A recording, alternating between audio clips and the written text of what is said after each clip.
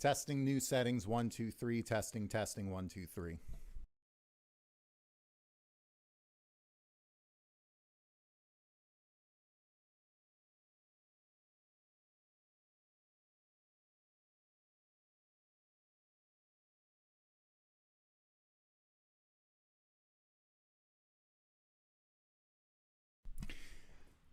Let's try this one more time. Testing, testing, 1, 2, 3. Testing, testing, 1, 2, 3.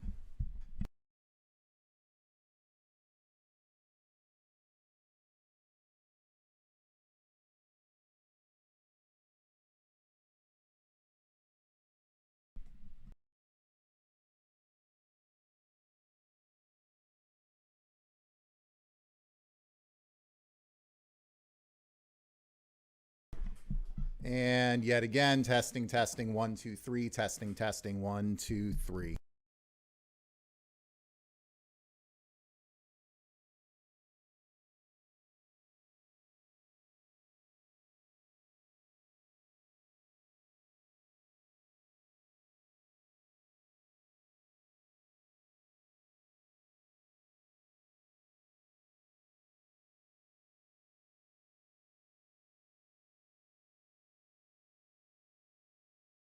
Frank Yeager, as always, man, thanks for joining the stream. Great to see you. What is going on? Kratos Cody. Testing, testing, 1, 2, 3.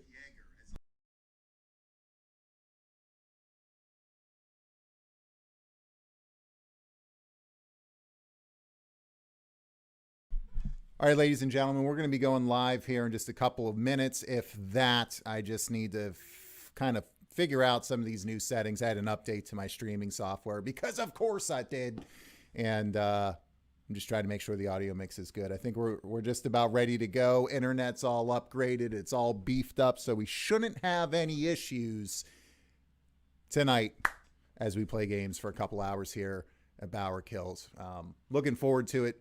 I'll be on camera here in one moment. Give me a minute and a half to settle some things down. I think the audio sounds good. And then we will be getting started with this Arsenal stream. Thank you guys for joining. I'll be with you in the next couple minutes.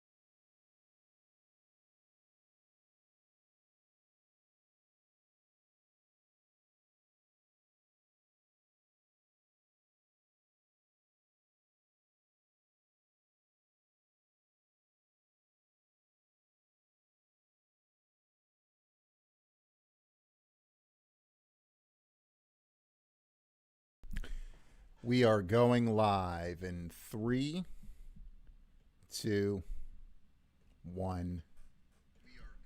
What is going on, ladies and gentlemen? Looks like we need to fix up this microphone, or not microphone, camera. It's been a long week at work. Give me 1 second here. I probably should have. Yeah, there we go. Just got to make sure my live chat's up here. Let's get on the main camera here. What are we doing? What is up, everybody? BauerKillz here, as always. Well, I shouldn't say as always because this is my first Arsenal stream in a couple weeks. And today I put up my first video in about 6 weeks. As many of you out there know, oh, this is driving me nuts, this new setup. As many of you guys know, I was ill. Me and my family were ill. And then we got sick again. Not with the same thing that we had the first time, but we got sick again. And wanted to be back sooner than this, but things happened at work. You guys have kind of seen my little update video I threw up out there. Really just happy to be back and in the swing of things. I feel like for the foreseeable future, barring any craziness going on. I'm going to go ahead and just knock on some wood right there. That I should be back to weekly. Everything okay? Some kids are out there, and I just heard a very loud bang, but things pop off their skull all the time. It's fine. It's going to buff out. Okay. But anyway, barring any foreseen, crazy circumstances, I should be back for the foreseeable future with a video every week and a live stream as well. And I also want to return to Bauer Bites. I had wanted to get a Bauer Bites out this week. Those are like kind of shorter little 5-minute videos that still have the same type of editing and things as my longer videos, but just simply couldn't get to it with some of the other things going on. It's tough when you got a career, man, and like, a full family to take care of and then little time outside of that. But you kind of make time for the things that are important to you, and you guys are all very important to me. Games, as you know, have been my biggest passion in life. I've dropped many other hobbies in my adulthood to continue making time to play games at a decent level. So I'm not going anywhere. I just might not always be around every single week, and I appreciate each and every one of you for being patient with me and still hanging around and spending time here. So welcome to the stream. This is going to be a little bit of a different stream here tonight. So I've got 3 consoles. I've got the Nintendo Switch, I've got the PlayStation 5, and I've got the Xbox Series X. I've been playing my Xbox Series X more than anything. Since I opened it 4 or 5 months ago, it just has absolutely dominated my time. Full stop. I couldn't be more impressed with it. Many of you who watch this channel, you know this already. And I've been playing my Nintendo Switch, I think, more than my PlayStation, especially now that we've got Metroid Dread out, which for those of you who watch the live streams on top of my YouTube videos. Spoiler alert for my Game of the Year video coming later this year. I'm pretty damn positive that Metroid Dread is going to take home that title. Absolutely unbelievable. Absolutely stellar in every way, shape, or form. Actually, the only Nintendo Switch game I've ever played that legitimately feels next generation, which when you consider the lack of horsepower under the hood of the Nintendo Switch, against something like an Xbox Series X, against something like a PlayStation 5, is an absolutely staggering achievement. I know you, Frank Yeager, are playing some Metroid Dread right now. You'll see as you kind of go through it, and it starts to kind of unravel and grow, and you start to get some power-ups and get down the mechanics, and that's so slick, beautiful movement. Oh, my God, the movement in that game is like, like a chef's kiss would give it a chef's kiss, right? It's just incredible. So I've been playing a lot of that, and then third and last would be my PlayStation 5. Played a little bit of Hitman a couple weeks ago, which will be on my short list for Game of the Year. For that game, which has come out in January to still be played here, we're talking about in October. That's a sign of a really, really solid title. So I play a little bit of that, and I'm trying to beat East 9, but I just can't stay off my Series X. Man, I just have been playing my Series X. Started Halo 5, so for those of you who have joined and kind of found my channel through some of the Halo stuff that I was doing, I did beat Halo 4 while I was sick, and I did start the first mission in Halo 5. That's one of the choices for here. Let me pick this up here. Tonight is Halo 5. That is an option. I've been playing a little bit of Back 4 Blood. The issue with Back 4 Blood is that you really legitimately need people to play because the bots are horrible. And I mean, when I say horrible, I mean, my goodness, they're awful. They'll give you supplies. They'll heal you up every once in a while. But for the most part, they just kind of run in place and don't really get anything done. But when you're playing with people, my goodness, man, Back 4 Blood is stellar for what it's trying to be.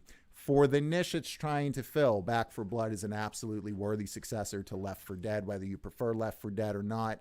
Either way, I think it's just an excellent title and a really good one to have on Xbox Game Pass. Got a few people that have picked it up on PlayStation for full price. I don't know if I'd pay full price for it just because you really do need like a full suite of people to play with. And even more so because their matchmaking system right now is horribly broken. You'll sit there and waiting in cross-play, of all things, which when it works, by the way, it works seamlessly. I play with a friend of mine who plays it on the PlayStation 5. And essentially all that they do is they just add a couple numbers to the end of your username, and then you just exchange it like any other friend invite, and then you can play seamlessly across platform. So, I mean, kudos to Sony for actually allowing crossplay for once in one of these titles. Typically, unless it's a war zone or a game of just massive proportions, they're not going to allow that crossplay because they're going to be focused, as you guys know, on, I want your friend to buy a PlayStation 5, or just a PlayStation console. So that's an option here tonight. I do have 2 people I could be playing that with. So if you guys want to see Back for Blood, we can definitely do that. What is going on? Professor Utonium, welcome to the stream. BauerKillz. Yeah, appreciate the comment, man. Yeah, I'm here. I'm back. It's good to have you here on the stream. I appreciate you being here. I'm not sure if you've been here before, man, but or gal. Don't know if you're a man or a gal, but either way, welcome. Yeah, I mean, if this is your first stream, thanks for joining. I try to do this every Friday, but the last couple weeks it's been kind of brutal. I've had to take a little bit of a break from YouTube for about a month to 6 weeks because a bunch of sickness and then work stuff going on. But we are back in cooking with gas here. So we're just kind of talking about what we're going to play here tonight. Just kind of laying out the options. Was just talking about Back for Blood, solid zombie slaying, killing, awesome time, but it's going to be hard to play with random people because you cannot get the matchmaking to work.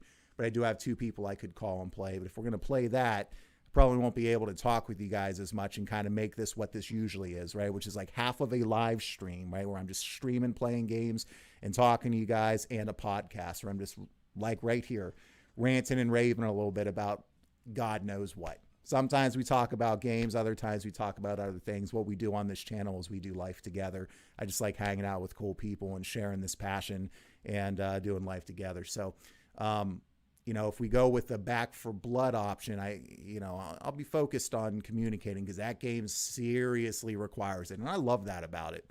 I love games that are specifically designed around teamwork. But it's just, I can't believe it launched with such a piss poor matchmaking system. It's really a shame. Alan Wake Remastered, another option here. The issue with Alan Wake Remastered is, for those of you who haven't played it, I'm near the end. So I'm on the last chapter of the game. Haven't played any of the 2 DLC episodes, but I've been blown away by this title. This is one of the very few Xbox games and franchises that, as I owned a PlayStation as my primary console since the mid-90s, this Series X being my first Xbox console, this was one of the very few properties that I legitimately was envious of. I told myself, one day I will play Alan Wake. I will buy an Xbox later on down the line just to play it. And then they came out with this Alan Wake Remastered, and it's just been phenomenal. Everything I could want out of a Remedy title. It's kind of like the X-Files meets a scotch of Silent Hill and Deadly Premonition if Deadly Premonition was objectively a great game. It's just really cool. And, Control, it shares a universe with Control. So they both take place in the same universe. And Control was one of the very few games I actually bothered to platinum. You guys have heard me if you've been here on the live stream quite a few times. You know this rant that I'm about to go on, but I just get bored with games. I just don't like going after platinum trophies because I don't have, I want to play as many games in different genres as I can. Unless I really love something, I have zero interest in beating it on the hardest difficulty without taking damage and with only using the knife and doing, whatever it is. I kind of forgot how hard it is to talk constantly and consistently for 3 hours. I'll pop. Give me 1 second here. But it's just the second expansion and Control was absolutely stellar, and it was all Alan Wake based. So put it this way, I knew who Alan Wake was. Always wanted to play Alan Wake because I love Remedy. Max Payne is amongst my top 10 favorite games of all time, and I will be playing that on stream at some point, by the way.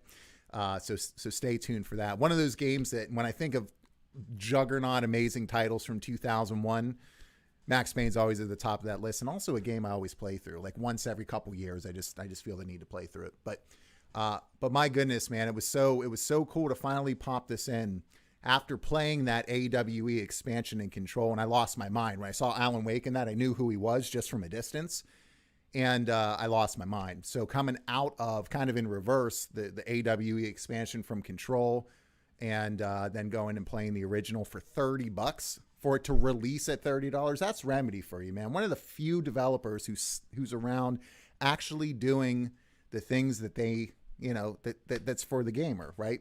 They could have easily charged $60 for it, but instead they're like, we're going to remaster it and we're going to drop it at $30. And I cannot recommend it enough. That's an option tonight, though I suspect many people won't want to just see the ending of that game. So I'll probably beat that after the stream tonight or maybe early tomorrow morning, because every Saturday morning I get up at like 6 in the morning before the girls get up and before my wife gets up. I read the Bible for a bit and then I just sit down and play. And so I think Alan Wake will be a good one to beat. But if you like old school survival horror games that aren't, let's say, it's not as scary as like a Silent Hill of the world. I see a few people are coming in, so I'm going to get to your chats here in just 1 second. So it's not as scary. It's really not overall a scary game. It can be really tense, and the atmosphere is awesome. But like the narrative, man, is so good. The gameplay's solid. It can be a bit dated, but actually before we even get going, you know what we're going to do? I'm going to show you this clip that I took from Alan Wake, because I thought from a game from 2010, this was just, I mean, I was fist pumping. I was fist pumping at how freaking awesome this was. So let's go to our home. Why can I not? It's not allowing me to select where's my recent captures? Suggested apps. Oh, okay, I get it.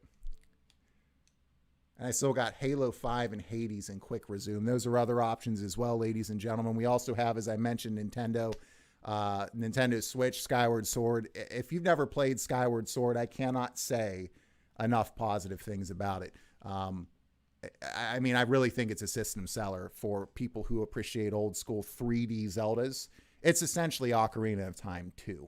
Let that sink in. I love that. So I've been playing that. I've been playing Metroid on my Switch. My Switch has gotten some serious workouts here over the last couple of months. I guess this would be, so I typically get into my captures from within a game, and I guess in here it's an actual application I need to open up. Let's see, where's the captures? Come on. A little bit embarrassing. I don't know what I'm doing. All right. Well, let's see. Is it in here? Storage devices. Okay. Well, whenever we decide to get into a game here, actually, let me just start up Halo 5 and I'll just go right into recent captures once that's in there. Oh yeah, that's right. Quick resume. So we got a chat in here that's asking here a little bit about Halo 5. We'll get to that here. We need to close. Your save data has changed since you last played on this Xbox, so we need to close it. Maybe I just need to relaunch my system here. I don't know what's going on. All right, so let's just go ahead and turn off the console. We'll turn it back on, and in the meantime, let's get to some chats here. Thank you, each and every one of you, again, for being patient while I was gone for a little bit there. Really appreciate it. Let's check chat here. RMF 5143. Dude literally saves lives, people. That's all I'll say. I don't want to give out any personal information or say too much, but we'll just say that RMF literally has saved the lives or helped save the lives of roughly 50 people. And it's just absolutely incredible. So thank you for being here, RMF. Keep doing God's work, brother. That's just amazing.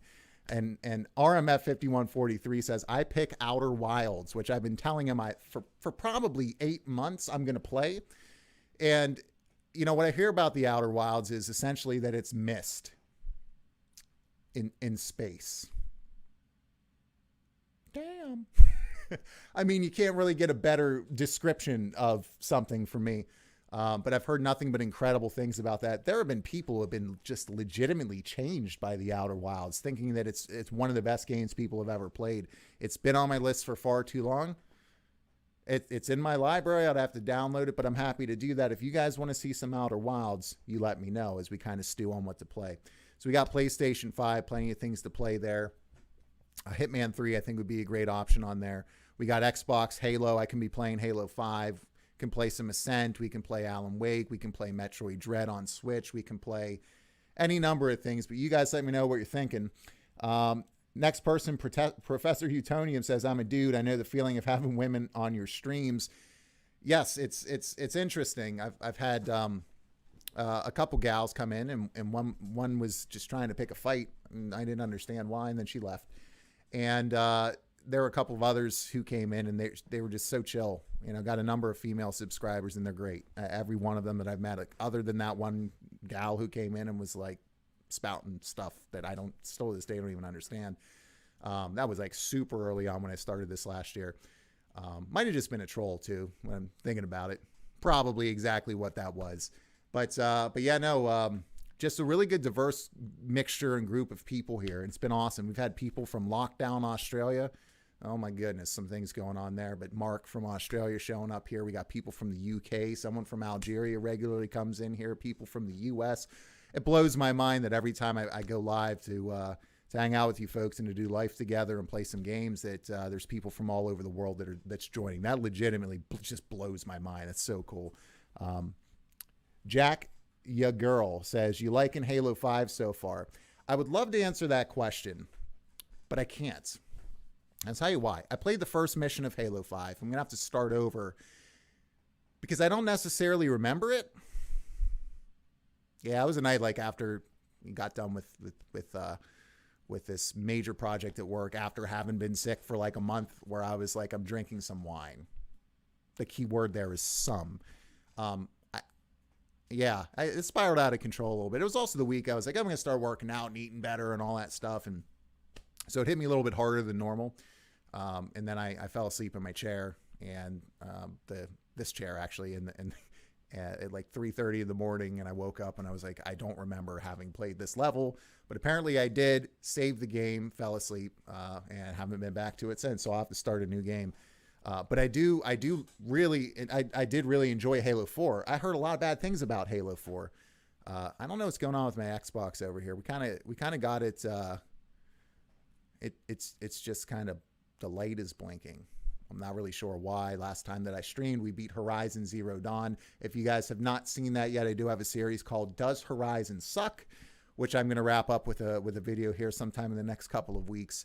And I did my entire playthrough live on stream from start to finish of Horizon Zero Dawn. And when we went to beat that a couple weeks ago, right, live on stream, we ran into a ton of issues with PS5, which couldn't even unlock the frame rate for a game like Horizon Zero Dawn to 60 frames per second, which a lot of Microsoft titles do by default.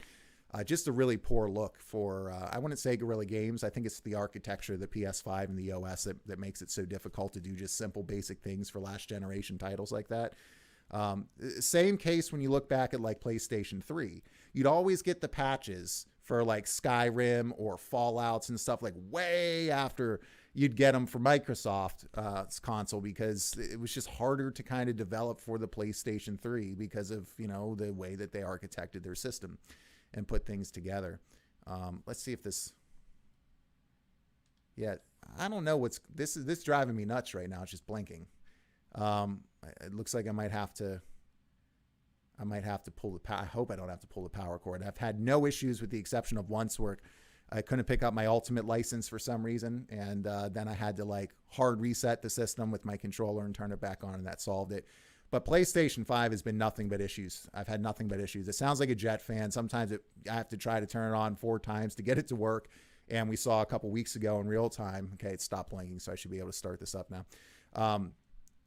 Playing Horizon Zero Dawn, we saw it, crap in the bed repeatedly as I tried to do the last mission in the game. Was just unbelievable. So had to come back and finish another time, which we did, but it was still indicative of the issue that you run into with PlayStation 5, just not being a great console in a lot of different ways. Let's see. Thanks, man, says RM. Yeah, dude, you don't got to thank me, dude. You're saving lives, man. Like, we should be thanking you, man. You should be really, really proud of yourself, and I'm sure you are. I got to bring up, chat's coming in awfully quick. I got to bring it up right here on my good old phone. Watch someone like somewhere down the line, like freeze frame that and then zoom in and get like my real name and all that kind of stuff. You never know. There's some crazy stuff like that that's been going on. Professor Utonium says you play Mortal Kombat. I have not played the latest Mortal Kombat, but I am one of the biggest Mortal Kombat fans you'll probably ever meet. I can't remember which video it was. It might have been, I think it was my video thanking the Horizon subreddit. It's part of that Does Horizon Suck video. It's my first update video, essentially saying this game's amazing. And I was already like admitting I was totally wrong about the game going in. I love it, blah, blah, blah. And in there, I have like a little section where I talk about how I used to in like 4th grade. I got sent to the principal's office or the guidance counselor's office because I was like drawing stick figures of people getting knocked into the pit and like with like severed heads on spikes and stuff. It was cool. I turned out well. But I would sign my name as like Sub-Zero. No, it was Scorpion. I would sign it as like Scorpion. And I distinctly remember my 4th or 5th grade teacher coming up and me like, no, you need to stop doing this. Like, you need to sign your actual name. So I'd write Sub-Zero instead. So that's kind of like, the story I tell about that. But no, my older brother picked up a copy of the original Mortal Kombat for me on Super Nintendo, and we played it. I had to hide it from our parents. So I've been playing Mortal Kombat my whole life, and it's my favorite fighting game. This was the first one I sat out on because I've got 2 young girls, and they know how to open doors now and that kind of thing. And if they ever walk in, when I'm doing a fatality, they'll never be the same, right? So I took the strategic decision to not buy Mortal Kombat for the first time in my life. It's been difficult, but I think it was the right call. And plus, I'm getting older, and I just get mollywopped online. I did have a run of like 26. I think it was Mortal Kombat 10 or maybe 9. One of the two. I had a run of like 26 straight wins on King of the Hill.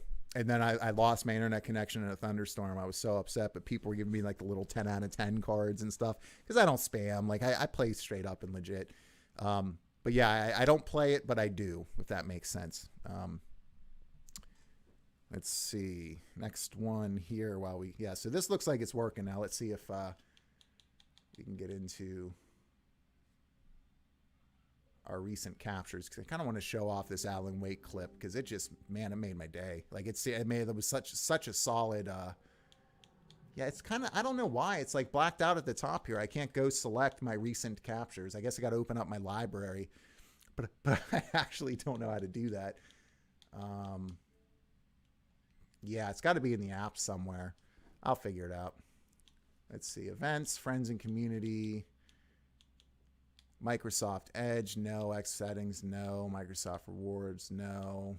Yeah, I don't know. We'll figure it out. Full library, yeah. Who cares? All right, back to chat quick before we figure out what we're going to play. And guys, I'll be here for till about 9:30 Eastern. Typically, when I'm on stream here, guys, I play for, you guys know, 4 or 5 hours. But tonight I think I'm going to shut down. So in about 2.5 hours, we'll keep it a little briefer tonight.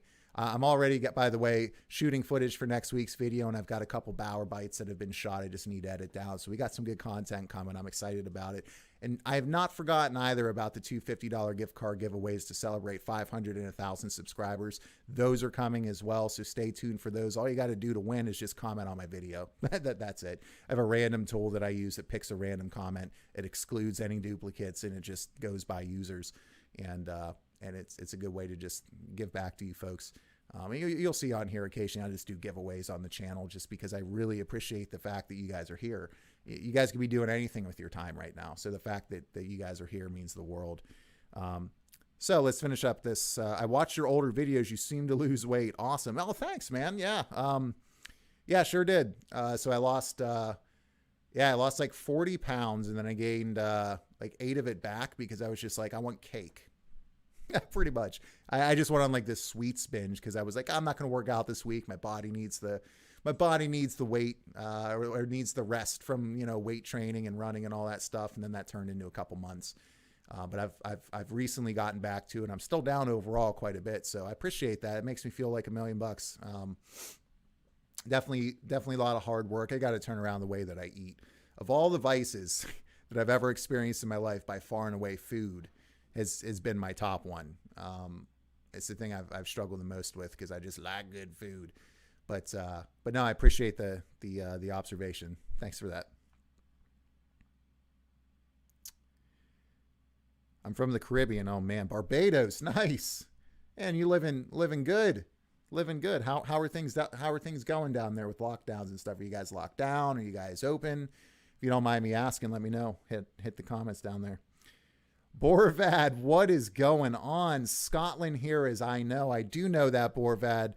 Welcome to the channel. Welcome to the stream. Great to have you back. Thank you for joining. yeah, ideally, man, we'll be here again next week. So I just want to focus on consistency now that this kind of rough period's over. Um, a lot of you have heard me tell this story already, but I decided to start doing this like 12 years after I originally kicked around the idea. I thought in college in 2008, I really should do this, like stream and just do YouTube videos. I always wanted to do it, and I always talked myself out of it. And then my wife was just like, look, like, you're not getting any younger, and I want you to be happy, and this is something that you're passionate about that you should do. And it's like something that I'm really knowledgeable about, just because I've literally been playing on a daily basis since I was like 2 years old. Not even kidding, probably 2.5, going on 3. But I have a video of me at 3 years old asking my mom on her 34th birthday, which is crazy because I just turned 35 in March, if I could go and play Double Dragon. And I just turned 3, and I already clearly knew the game, right? So, it's just something I've been passionate about. I've always wanted to connect with other people and just kind of hang out, make some friends, and just like love up on each other and just freak out about how awesome games are and how they've impacted our lives. But, I kind of knew when I started last year that I'm starting late in the game, and, with a family and a career and all that kind of stuff to steward. And so I knew there were going to be times where I couldn't be as consistent as I'd want to be. And it's still a challenge. I mean, guys, these videos that I do, I mean, even the one that I just released today, it's only like 8 minutes. It was like 35 minutes of, I think it was 35 minutes of footage I cut down from. There was so much I cut out of it just because I was like, if I'm going to get this video out this week, that was like hours and hours and hours and hours of editing. So everything, making the time and staying up late after work when I want to go to bed and all that stuff, it's been challenging, but it's been so rewarding and so much fun. And I'm looking forward to seeing where we go over time with it. And, we'll go wherever you guys lead.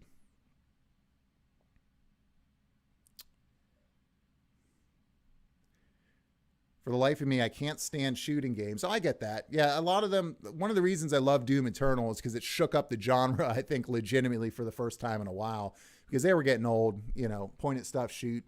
Yeah, you can change the skyboxes up and those types of things. But for the most part, until Doom Eternal, the first-person shooter genre was really, really, really stale. I mean, you'd occasionally have, kind of a gimmicky effort to shake things up, like your Bullet Storms of the world. But at the end of the day, they were still your typical standard first-person shooters. Doom, on the other hand, totally different story. We'll always appreciate what that did. What's the choices to play? Is there a list? Yeah, so pretty much Metroid Dread on Nintendo Switch, Borvad, is an option. We've got a number of things here on the Xbox Series X. So we've got Halo 5. We can play Hades. We can play Hades. We can play, let's see, Back 4 Blood, although that's going to be more difficult to do. I got Alan Wake that I've been playing. Alan Wake Remastered has just been an absolute joyride that I've thoroughly enjoyed. We can start Psychonauts. You guys probably don't want to watch me play Myst, but I've got that on my system as well. On PlayStation 5, we've got Hitman 3. We have a number of different games on PlayStation 5. We can continue to play some post-game Horizon. That's an option as well. There's Skyward Sword on the Switch. So really, whatever system you guys want to see, whatever kind of game you're thinking, just let me know. Let me know in those comments.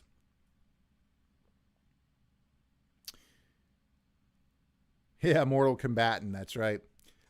Lifelong fan, though I don't like the overall Mortal Kombat story's direction they're going in. Yeah, it seems like they're kind of jumping the shark a little bit where they're going with Mortal Kombat.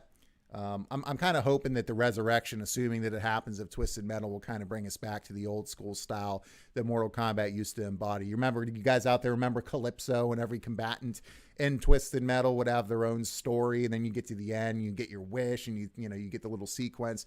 I kind of miss that. I'm not really a big Mortal Kombat story mode fan. I think it's cool that it's there for the people that enjoy it. I stick with Towers.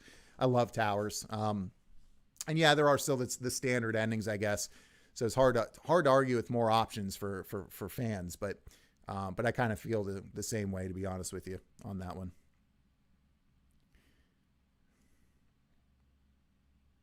In Barbados, the lockdown is still here. Can't go to the beaches. Police patrol the roads about 9 p.m. to 5 a.m. Jeez, I come home to watch YouTube. Love your ramblings. I wholeheartedly agree with you. Thank you. I do ramble a lot. No question about it. I just, a lot of people think that I just hate Sony for just, I'm just like a Sony hater. I was with them for 26 years. This is the first time I've ever just stepped out and said, like, I've had it. I'd started putting some measures in place to kind of restrict the amount of money I was giving them based off the crap they were doing. But I mean, it's just gotten to the point now where it's just, I mean, there are so many things. I think it mirrors what's going on in our world in general. There's just so many like ass backwards things that are going on in broad daylight, and people just put up with it. And it drives me nuts. Like, the world is backwards and upside down in so many different ways. And I see that really it's leaked into the gaming industry big time. But these developers have been emboldened, and these major platform elite corporate companies feel as well emboldened, publishers too, to just do all this silly nonsense. But our community kind of rewards them and allows them to kind of get away with these things. And then they just get even more emboldened by that. And it's just a vicious circle, or cycle. So, yeah, I appreciate that. I'll definitely be ranting about Sony, and anybody else that pulls that kind of garbage. I'll call them out in the exact same way. If it's Nintendo doing it, if it's Microsoft, I will call it as I see them. That's essentially what I do. My brother and I are lifelong PlayStation fans. He died a month. Oh, that's brutal. He died a month before the launch of the PS5, so I'm ditching PlayStation, going a different direction. Man, from the bottom of my heart, so sorry for your loss. That is, I can't even imagine. I've been incredibly fortunate in my own life where I've been able to avoid, for the most part, tragedy. I have a twin sister. I've got a brother and a sister, and two parents who are still alive and doing well. But I just look around me so often, and so many people are dealing with these unbelievable tragedies. And I mean, I don't know what to say other than I count all the time how fortunate, I pray all the time how fortunate I am. And I know that won't last forever. I think everybody at some point goes through some level of tragedy. You know, I've been spared a lot of that kind of thing in my own life, but really sorry to hear that. That makes sense why you might go in another direction too. I think there's value, especially doing it now the way Sony's acting. I can't get over that, but that adds a whole nother layer to it for sure. You have my condolences there. Oh man, that is, 20. That's so young. That's so young.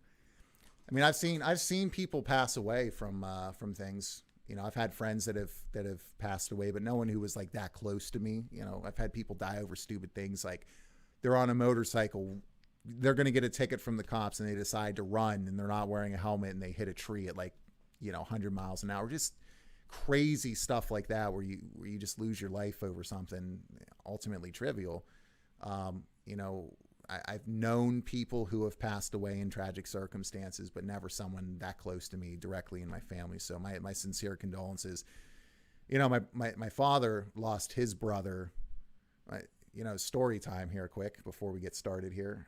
My father, his dad had a massive stroke, and he was in the hospital, and they were just essentially waiting for the call that he had passed away, and they got a phone call in the middle of the night, and it was that his younger brother, who was around that same age, if not younger, had been killed in a car accident because the person he was driving with fell asleep at the wheel.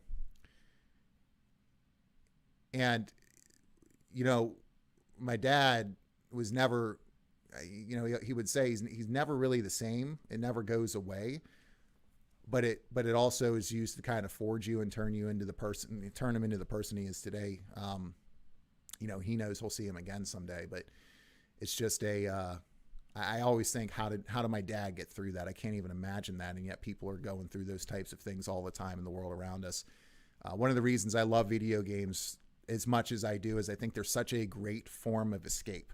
They're such a great way to kind of divert your mind and kind of get away from reality for a little bit. When you're really into a game and you're on your own and you're just sucked into these worlds, I mean, I would view it as legitimate therapy. Like, I mean, video games have helped craft part of who I am. Growing up, dude, I had such an escape. Like, for me, like, my escapism growing up were JRPGs, like Final Fantasy in particular.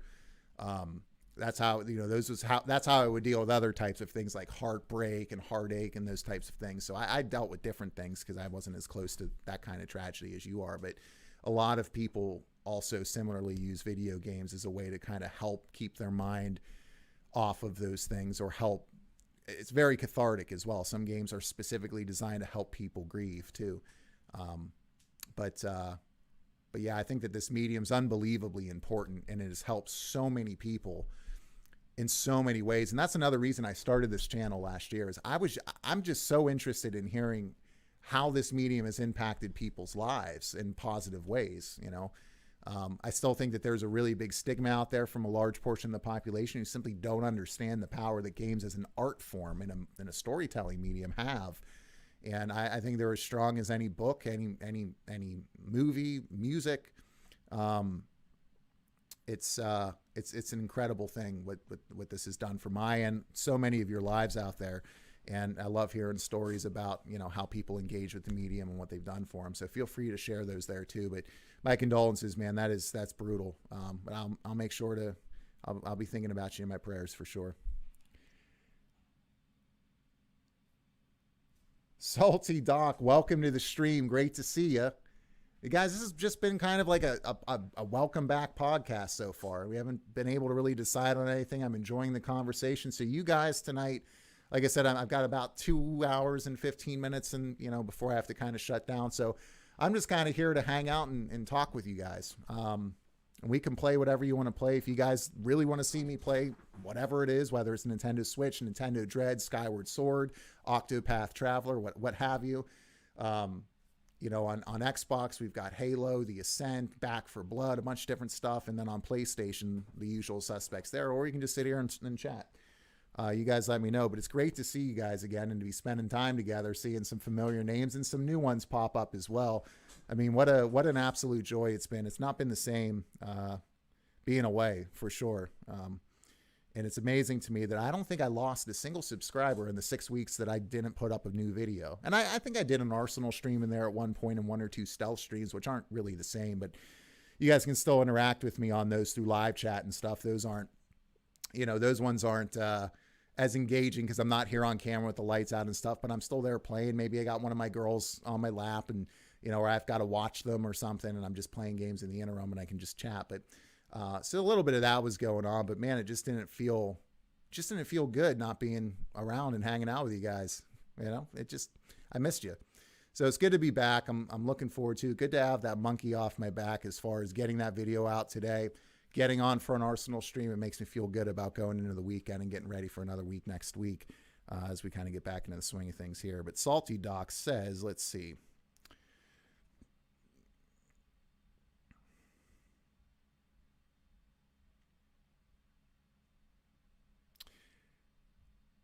Thank you, Borvad and Bauer. Very nice stories, no doubt. Ubisoft servers were down for maintenance today. Could not play Far Cry 6 co-op. Did Sniper Elite 4 really? Is that really satisfying? PU, my heart goes out to you. Yeah, to Professor. I've never played Sniper Elite 4, but I've heard amazing things about it. I heard it's so like that word, so satisfying. You guys, that's my thing. I'll either say like, oh, it'll buff out, or I'll just say, oh, that's so satisfying. Some of the shots in Sniper Elite 4 that I've seen, as it kind of like that bullet goes through like organs and bone and tendon and muscle and all that good stuff, is great. But I've never played it. But I've heard good things. Salty Doc, you have to let us know what Far Cry 6 is. I stayed away from it because I've never really been a Far Cry fan. I've never been into the series, at least for me. It's just not something that ever connected with me. I kind of just get bored. It's just kind of like open world for the sake of open world. At least that's how I felt. But there are people out there that absolutely freaking adore it, just like any other Ubisoft franchise, right? Like your Assassin's Creed of the world is kind of the same thing.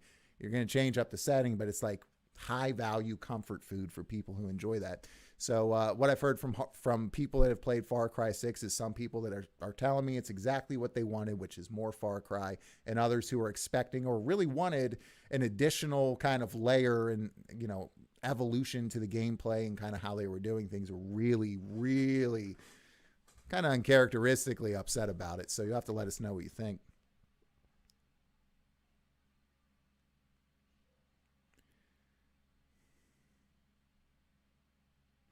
Just the Dude says, it really is therapy. Titanfall 2's campaign is my go-to when life gets rough. Breakups, deaths, stressful jobs, etc.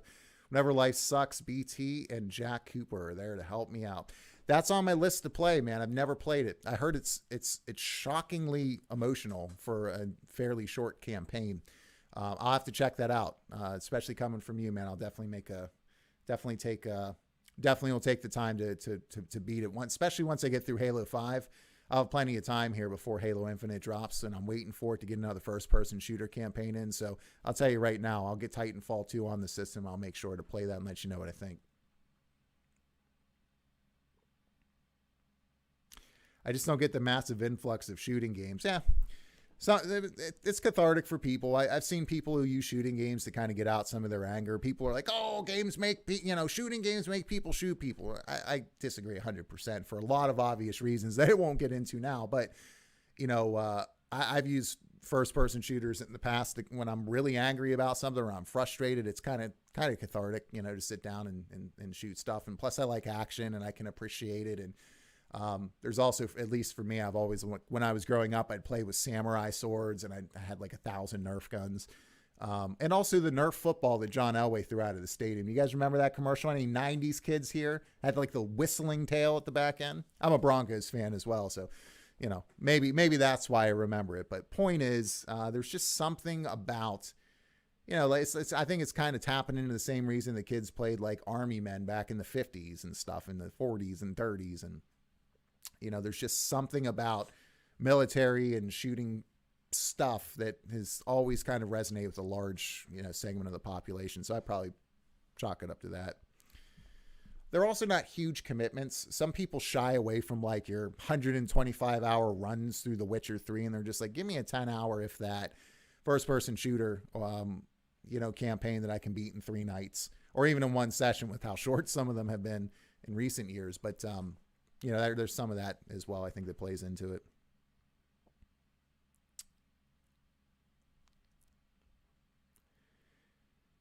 I just don't get the info, blah, blah. RMF 5143 says, if nobody has strong feelings, I'm going to throw out Outer Wilds again. Oh, wow. We might be playing Outer Wilds tonight for the first time. Frank Yeager says, I agree with RMF 5153. Is this going to 5143? Is this going to be the night, RMF, that I think it's going to be the night. I think that's going to be, I think that's what I'm going to have to do. Let's see if it's on Game Pass, because I'm going to have to download it. If it's not, I will get it and play it on PlayStation. In fact, if I have to buy it again on Xbox so that I can avoid playing it on PlayStation, I'll do that. Let's see. Let's head over to the Microsoft store here, take a quick look. You're not online.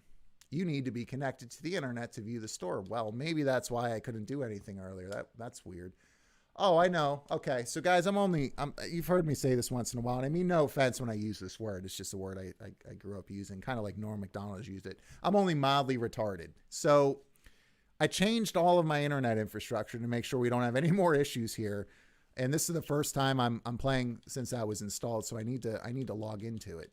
So that might be helpful. Well, guys, I don't know where my captures are and I can't find them. That's because they're on the Xbox network and I'm not connected to the internet. Noob alert. Noob alert. It's going to buff out, You make the mistake once and then you maybe make it 44 more times and then you maybe learn. No, I make a mistake once and typically I get through it. Can kind of learn from it, maybe.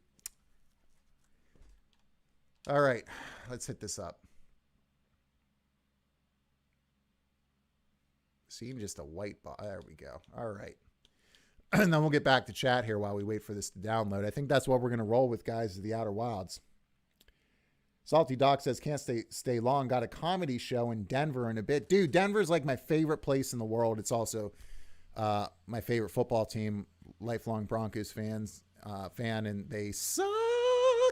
My goodness, how do you lose to the Browns being led by Case Keenum and missing half their team? You're coached by Vic Fangio. I'm not even going to go. I mean, I'm so embarrassed. It was so bad. But like, I've watched them win 3 Super Bowls in my life. They could go 0-17 for the rest of my life, and I would still feel like super blessed that I got a chance to watch them win 3 times in a Super Bowl in my life. There are people that go their whole lives never seeing their team play in a Super Bowl, let alone win one. Let's see, general network settings. Here we go. All right.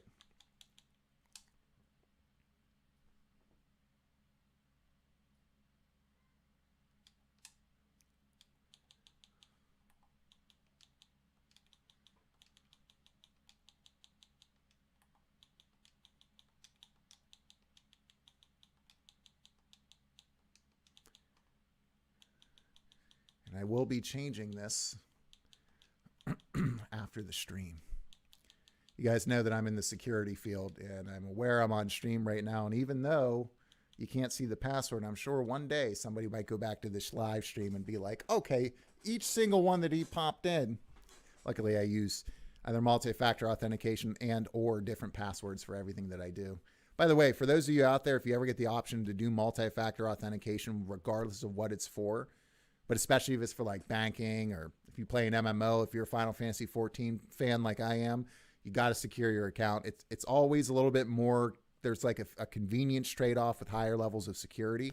So it's going to be inconvenient to be like, oh, I've got an authenticator on my phone. But literally all you do is just open up your phone, click a button, or type in a code every time you need to log on to something that keeps you safe from a lot of headaches in the future, because it's not a matter of if.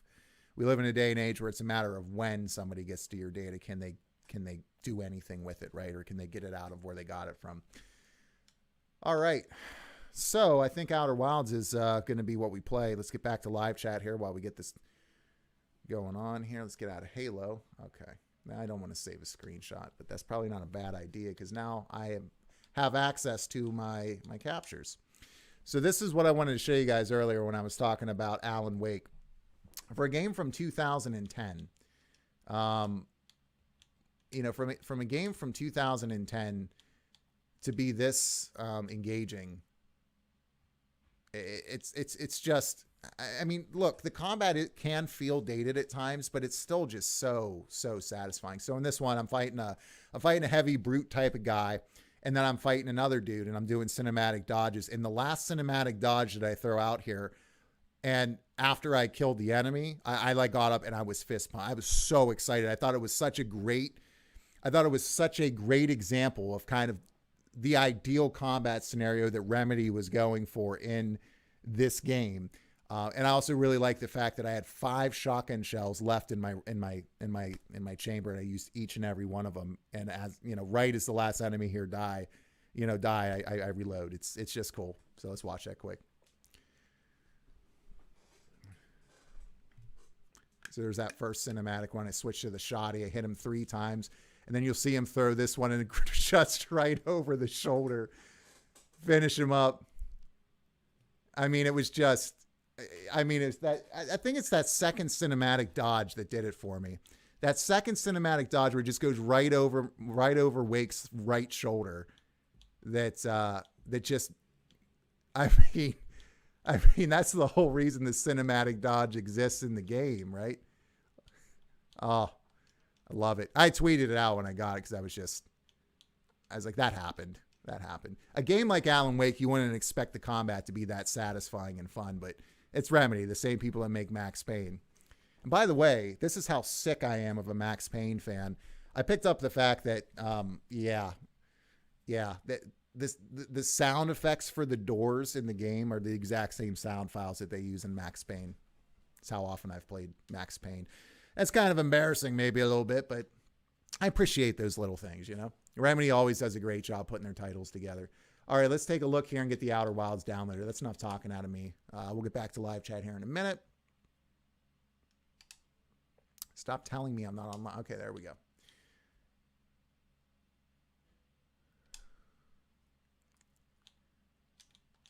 Let's see what they say for the Outer Wilds. The Outer Wilds.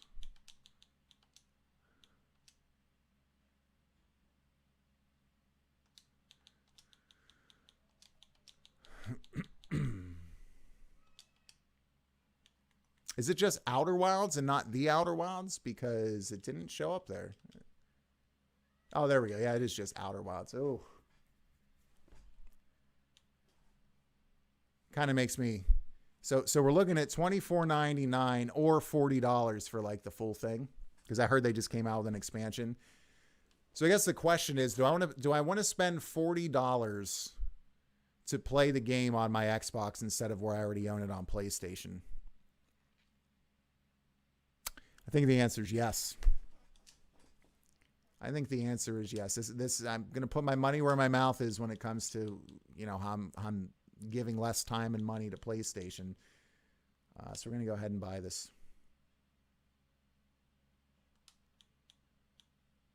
Pick this up 1 second here. Actually, before we do this, let me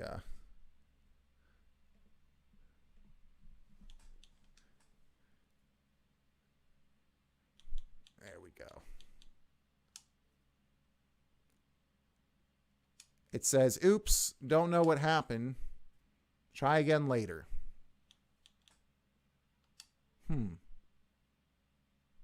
Guys, by the way, I'm still here. I just switched the screen so people can't see my stuff. Looks like you already own this. Go to, oh, okay. Maybe it went through. Let's see.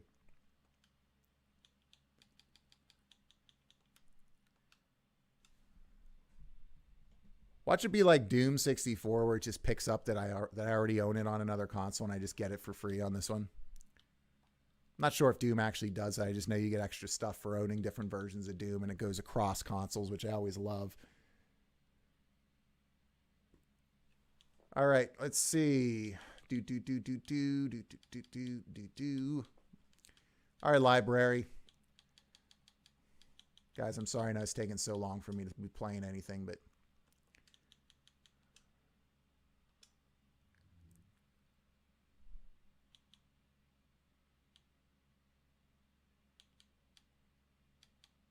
full library, all owned games. It says I only own Alan Wake, all owned apps. Is it in my queue? Oh, this is driving me nuts. Why would it not let me buy? Let's go. Let's try this one more time. It told me I already owned it. I don't know. That's weird. Let's see. Do search.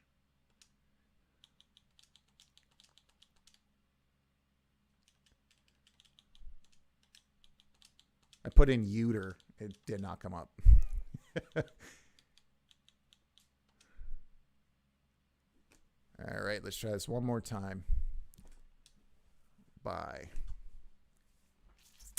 Looks like you already own this. Go to My Games and Apps or My Library on your home device to download it. If you're gaming from the cloud, it should be ready to go. This is weird. It looks... Oh, it's so weird. I have no idea why this is telling me I already own the game. The only system that I own this on is on my PlayStation 5. That's it. I've never purchased it or looked for it on my Xbox. So, yeah, Game Pass. Game Pass is Game Pass-alicious. It sure is. Dude, Game Pass has totally changed the entire game when it comes to ownership and what that means. I've always been a big fan of like buy physical stuff so I can like look at it on my wall and maybe pull it out one day and play it back through. But I mean, the amount of money Game Pass has already saved me. It feels like it should be criminal. It feels like it should be a Class A felony. The amount of content you get for $14.99 a month, which is like the equivalent of like 3 inches of lumber, by the way. Yeah. So for like 2 gallons of milk or 3 gallons of gasoline, maybe not that bad, but you guys get it. All right, let's see. Manage.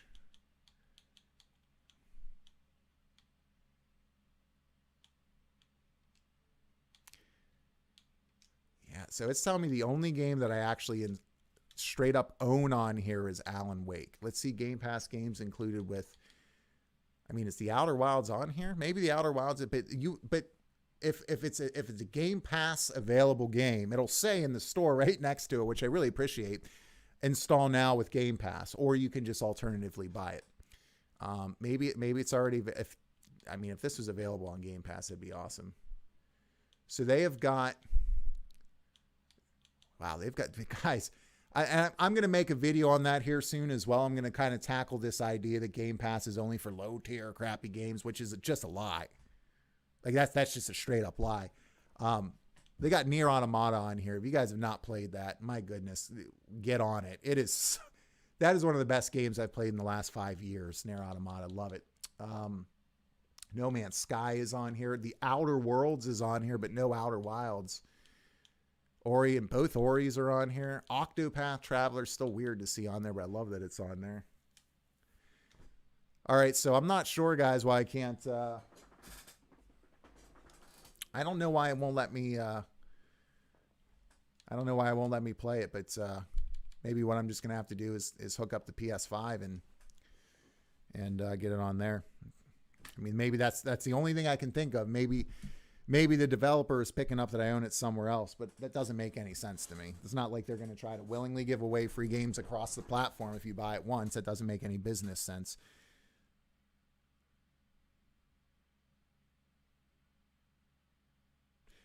What? It's one of the very few games I consider better than Horizon Zero Dawn. It's a must play. Wow, just a dude. Good looking out. Yeah, just people losing their minds over it, wanting me to play it for a while. RMF has been on that train for almost a year now. I keep telling you, dude, I'm going to play it. I think tonight's going to be the night I start it. Let me just do some creative Googling here real quick and see if there's, if this is something other people run into. Donkeys. Yes, Salty Doc. The Broncos are donkeys. They're awful. Take that, Sony reps that are definitely watching this stream. I mean, I'm so old school, I'd rather buy an actual disc than digital. Dude, don't get me going. Please don't get me going, because I'll start talking about instruction books. I'm still not over losing instruction books for the earth. Dude, let the earth burn. Give me my instruction book. Oh, smelling the instruction book, man, when you get it. Oh, it's the best thing. You crack the plastic. You use that little finger right down the ridged, the ridged rectangle on the side. I'm thinking of PlayStation 1. But when you get that instruction manual and that freshly printed smell. Oh, I miss that, man. I miss instruction books. I'm still not over it.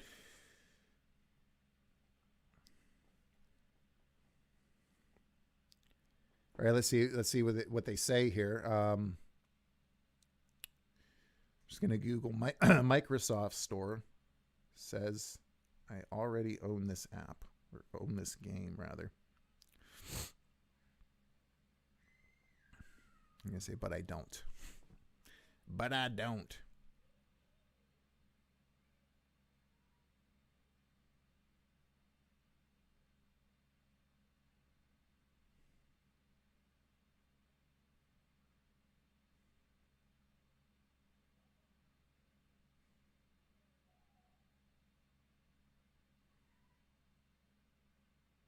All right, here we go. It's most people saying that they're being told to buy something they already know they own a second time, but I'm looking for people who are trying to buy something that they know they don't own that they're being told they do. Let's see. Oh, God forbid my VPN. My only issue with VPN, and all of you should use one, by the way, if you can, is that you have to pause it sometimes or use obfuscated servers in order to kind of get through some of the protections. So sometimes people will pick up you're coming through a VPN and then it'll just say it can't connect, or it'll force you through an infinite amount of, different CAPTCHAs and different types of things to verify you're not a robot.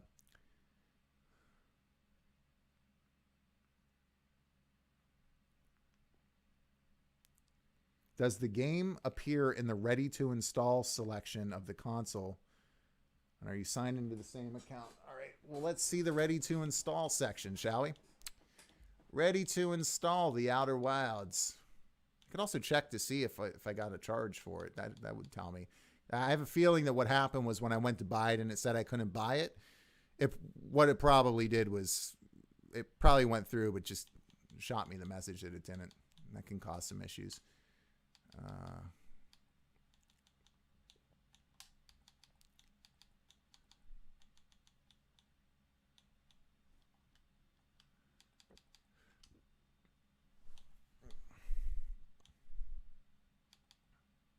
But you'd still think it would show up in your, come on.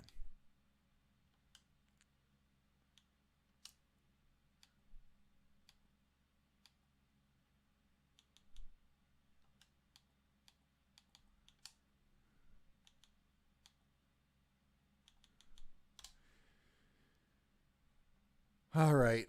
Guys, I think I'm going to have to hook up the PS5. I don't feel like troubleshooting this. You guys are here to watch me play something tonight. I told you could pick a game. You guys did. And now I'm just... yeah, you too, Salty Dog. Thanks, man. Appreciate it. Enjoy your comedy show. I don't know if you're performing or going to one, but either way, enjoy it. Let's check one more thing here.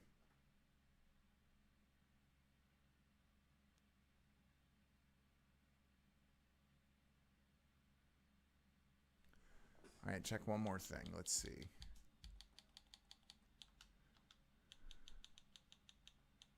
Let's see where we're at. Okay, my games and apps. See all. There should be a ready to install tab, apparently. Let's see.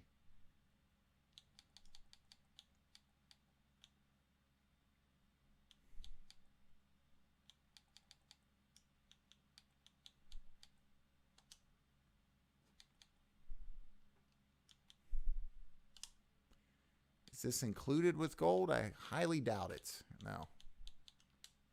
Nope. Not on Game Pass. Not on EA Play for sure. You know, it's not, I don't think it's an EA game, but yeah, definitely not. There's Titanfall 2. We'll get that downloaded here after we beat Halo 5 there, just a dude. They better not have charged me $40 and now they're not giving me the game. Let me tell you that right now. I'll lose my mind.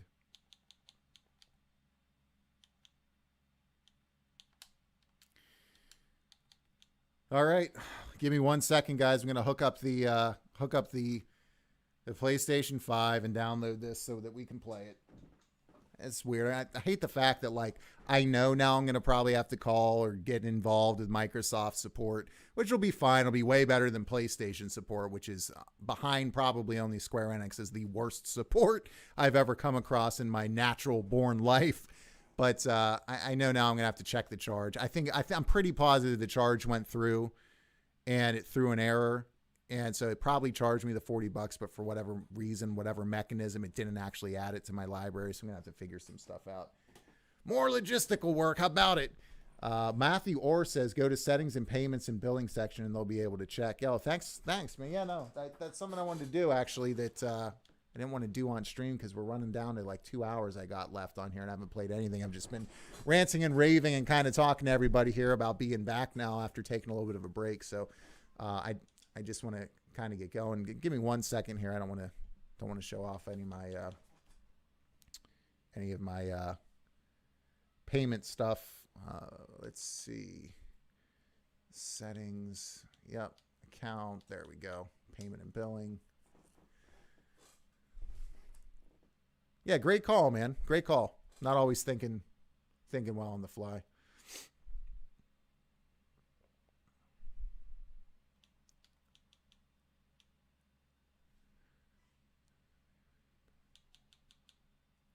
Order history. Let's see what we get. Did this resolve your issue? No.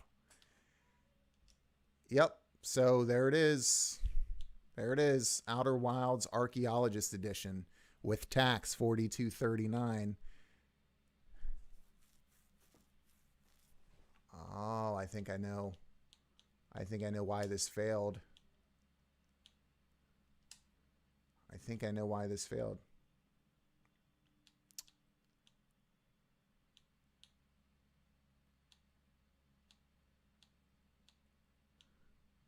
Oh, check it out. I didn't know that Xbox actually kind of had this part here. Something that continues to blow my mind, ladies and gentlemen, is just how much better presented and how many more options there are available to the gamer. It just kind of falls along the lines of Microsoft's user experience, just being top freaking notch, man, all the way across the board. So here I'm going down and seeing these different things. It's not just showing you, oh, here's what's in the bundle, here's what's the screenshot, all that stuff. But here are like detailed reviews and your own option to rate and review. It's not just oh, here's a couple stars. These are like full reviews with likes and stuff that I guess they're probably pulling from another source somewhere, probably a database of sources.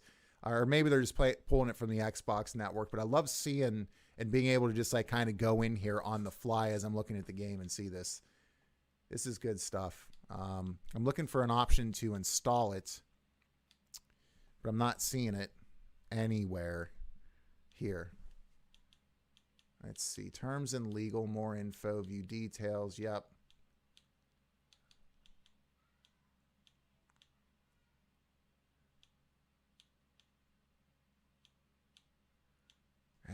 This is so weird that it's like it's not giving me the install option. It's just giving me the buy option. And when I go to buy, it says that you already own it and there's nothing I can do about it. So look at this.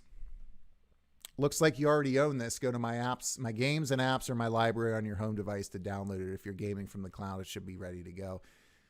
So there's an issue here. We're going to have to figure it out later. In the interim, guys, I think I'm just going to bite the bullet because I already own this. I'm not giving Sony any more money. What I'm giving them is time on their console, which is something I'm trying to cut down on. And I've done a good job of cutting down on it. Metroid Dread's made that easy in recent months, or recent weeks rather. I guess the last week or so. By the way, I beat Super Metroid for like the millionth time while I waited for my late copy to arrive. Came a couple days later, and I just kind of ran through Super Metroid. So going straight from Super Metroid, by the way, into Dread oh, what a great experience. If you guys are out there and you appreciate Super Metroid like I do, that game's in my top 5. Super Metroid, people could say to me, like, that's the best game that's ever been made, and I'll be like, you get no complaints from me. None. Man, it is more satisfying playing Metroid Dread and seeing what it is, and especially as you play it over time, coming out of Super Metroid, or if you love Super Metroid or like Super Metroid, or really any of the Metroid games, but especially the 2D ones, it is like more satisfying than like Harold and Kumar actually finally making it to White Castle and pick it out. Amazing title that I cannot say enough about. All right, so let me go. We'll figure this out later. Let me go hook up the PlayStation 5 here quick, get it into the capture card, and I'll be back. You guys, I'll be just right over here. 1 second.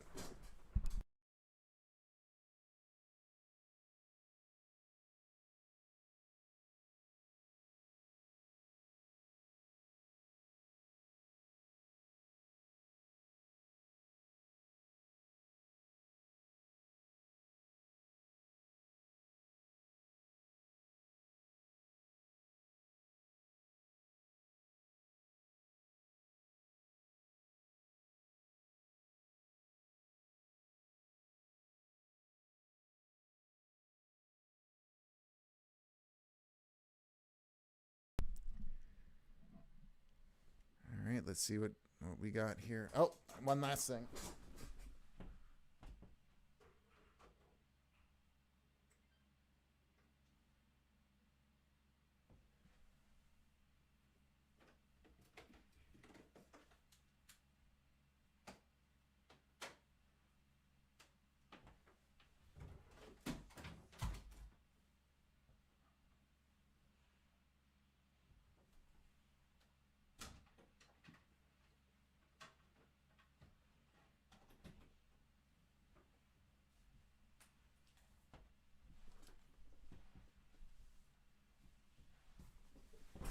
Now, I'm not positive,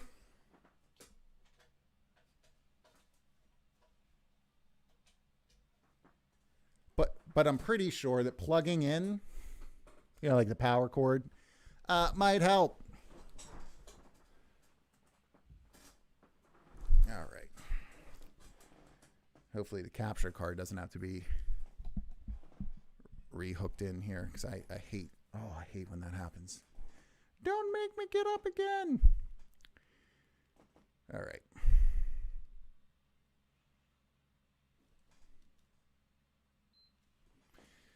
There's the beep of the devil right there when your PlayStation 5 turns on and you're trying to spend as much time away from it as possible. Look, there's always going to be, you guys have heard me talk about this, there's always going to be tiebacks for me to my PlayStation.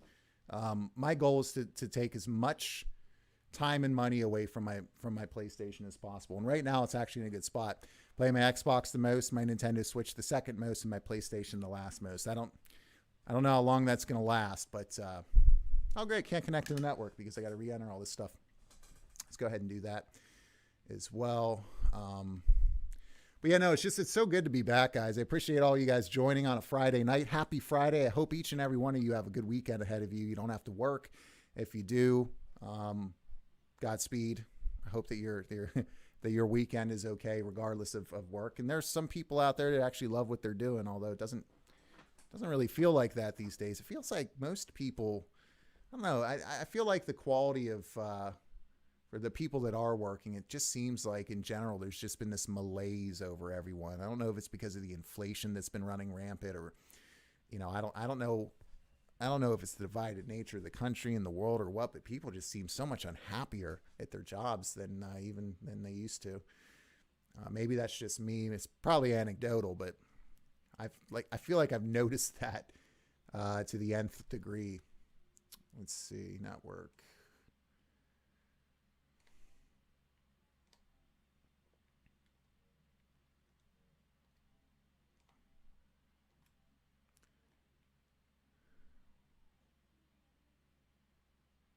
There we go.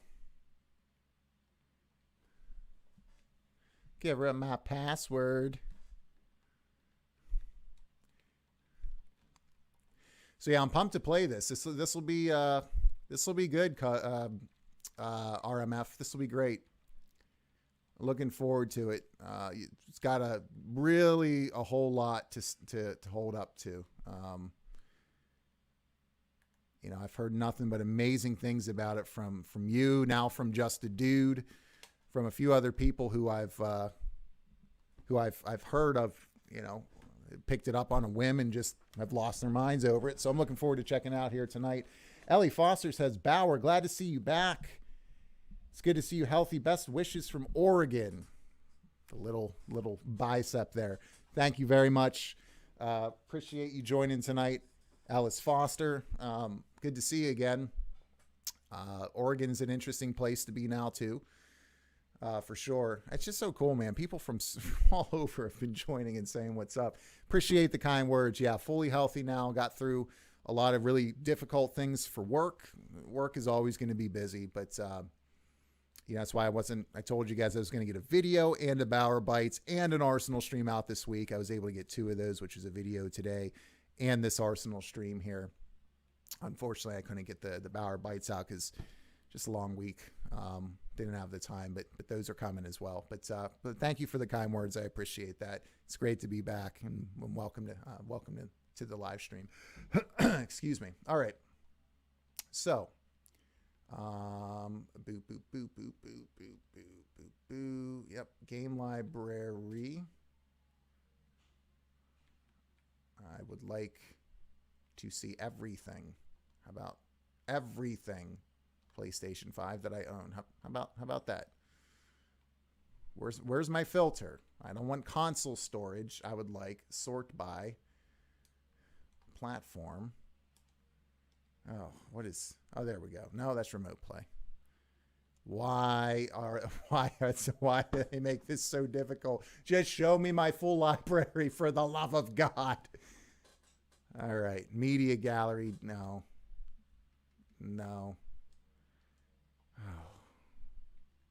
It's because I'm not connected to the internet. I bet you that's why. Status is offline. Okay. Well, again, I'm foiled by my own issues. And of course, there's an update there because I haven't been using my PlayStation much. Guys, this has been a train wreck, but it's been fun talking with you, so I'm going to count it as a win. It's what I do. Looking for the silver linings anywhere I can. All right, let's update. Oh, let me guess. I'm going to have to plug my controller in.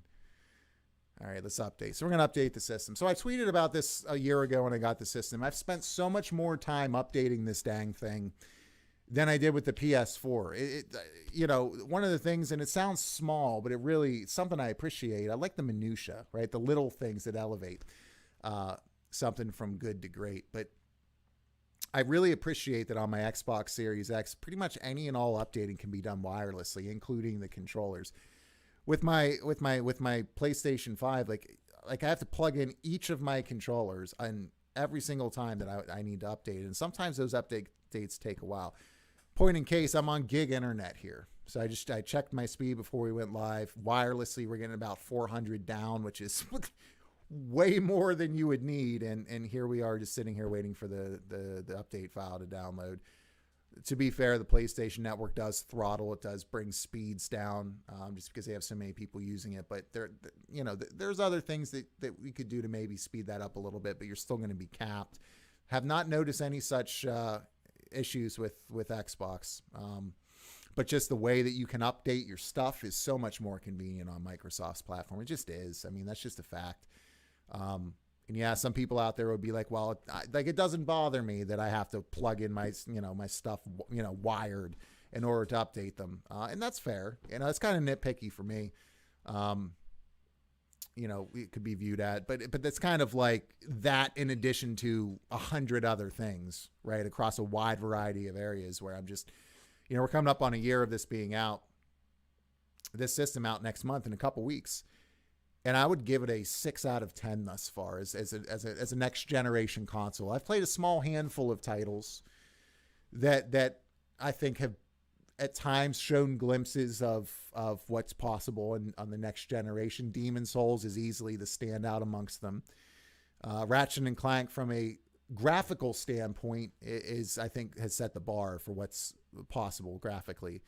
But as a game itself, it's Ratchet and Clank without the heart and soul that makes Ratchet and Clank typically really good, which is good comedy and great platforming. You don't really see a whole lot of that in the new Ratchet and Clank. So I was just overall, despite the amazing graphics, which you guys know my stance on that, right? Graphics are cool. They can elevate an experience or bring it down a little bit, but it's not a say all end all be all, and it never will be. I just got done telling you guys how much I love playing Super Metroid as Dread was on its way to me in the mail. So I'm not one that puts a whole lot of it, a whole lot of emphasis on graphics. But Ratchet and Clank definitely wowed me. But other than those two games, I can't really think of much that wasn't available on PS4. Ghost of Tsushima looked incredible, but it looked amazing on PS4. And that's something else too. When they did the Ghost of Tsushima thing, oh my goodness. When they said targeting, when they're trying to justify all the different price options, you guys saw my video on that from a while back. And they were talking about like, oh yeah, we're going to charge you extra money for people that already own the game to get the PS5 features. And one of those features, well, you got like the Japanese lip sync and the haptic feedback and adaptive triggers, which, come on, like that should be part of a free upgrade. But they said targeting 60 frames per second. And I'm like, the game already does that on PS5 naturally, right? It's one of the very few games that, just like most games on Microsoft's platform, just uncaps the frame rate because they're smart enough to do that. And the developers, are able to do that. So that was so disingenuous to me. All right, so it's 8 o'clock. We got an hour and a half. It's 8 o'clock. We got to get this downloaded. So let's see if that solves the problem. Of course it doesn't. Why would it? It's something else too. So here we go. So I'm under the installed section up here. Okay. This was on me, but they changed this. Okay. And they've been doing this a lot, and it's been driving me crazy. There's now a tab up here that says installed your collection, PlayStation Plus and PlayStation Now. Okay. And PlayStation Now, don't even bother. It is so bad. It is so bad.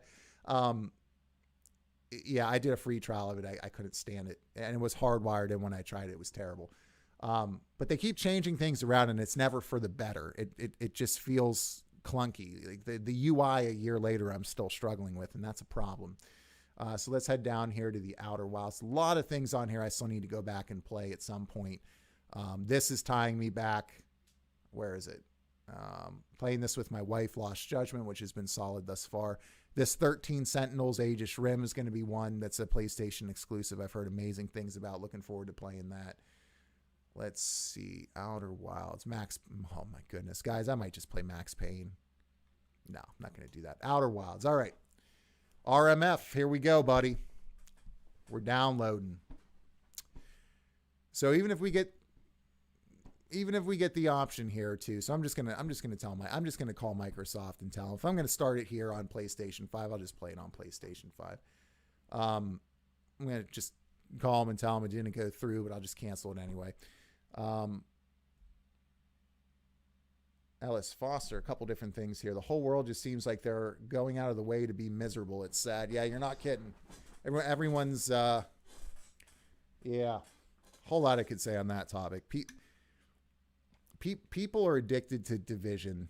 I know you guys probably don't. You guys don't join to hear me talk about politics or to hear me talk about like the current state of the world. But sometimes it's necessary, and I can't. It breaks my heart straight up to see how divided people are and to see how much people argue and fight with one another for the sake of arguing and fighting with one another. And the worst part about it is that we have people who are supposed to be leading us, regardless of, you know, who you support, what administration you like, whatever side of the political aisle you live on. It used to be, or, you know, it used to be a situation where like the end goals were the same, and then just like your methodologies and how you got there differed. I remember, you know, when there were times like that, especially back in the mid 90s, early 2000s, maybe a little bit of the mid 2000s, but things kind of started falling apart a little bit there. But they're dividing us intentionally. We're being divided intentionally. And people think, well, why are we being divided intentionally? Or why are we being isolated? It's easier to divide people when you're isolated. So you just see right now, everything is backwards. I've never seen anything this insane in my life in such a wide variety of ways. I have this channel, and I very, very once in a blue moon, I'll make some type of comment along these lines.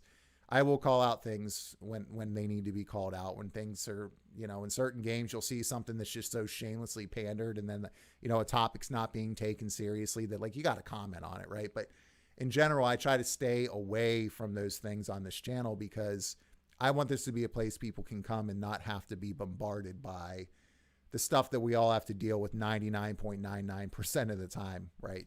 Because those concepts, those notions, you know, just this world in general and the way that it's going is seeping into everything. It's in film, it's in academia, it's in books, it's in music, and in a lot of ways, it's in the video game medium. In a lot of ways, this is kind of like the last stronghold to kind of have escapism from that. It's in sports. So I try not to really talk about it too much. But when I see people coming in from Australia or in Oregon, and I say, you know, I'm praying for you and like, you know, hope things are going well, I honestly mean that. Like, I never want to just like stir up or stoke flames of what people are going through or where they happen to be or what they're dealing with. We have enough division as it is now. So hopefully it wasn't taken the wrong way. But let's see. Yeah, there are people that just want to be miserable. And unfortunately, it's a very loud vocal minority. And they're getting a lot of what they want. And it's a shame. And so hopefully that changes here soon and for the better. Xbox Auto Update works wonders for me. I never have to wait to get off work and everything is up to date. I love it. I've set a setting on PS4 and PS5. I don't know how many times to just update my stuff. And I always have to update it when I get home or when I have time to play and I'm like, oh, I got to update.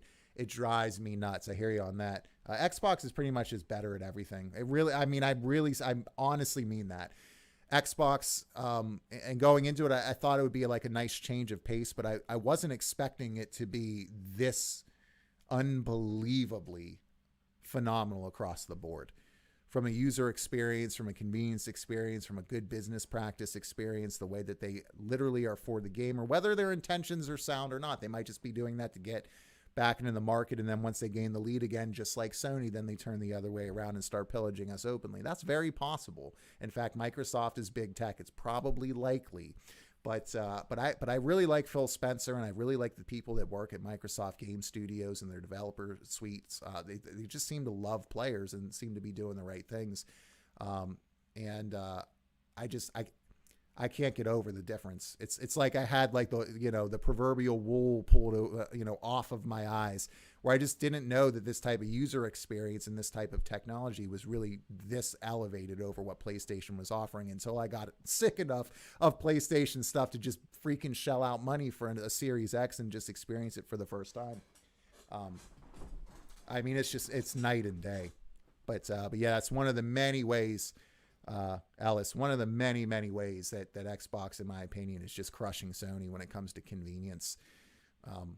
Just being able to be like, every time I turn on my Xbox, I know it's going to be updated pretty much and ready to go. It's fantastic. How do you feel about Psychonauts 2? Yeah, Psychonauts 2, I have not played yet. And the reason I haven't played it yet is because I'm going to play the first one, which is available on Game Pass, and I'm very excited to play it.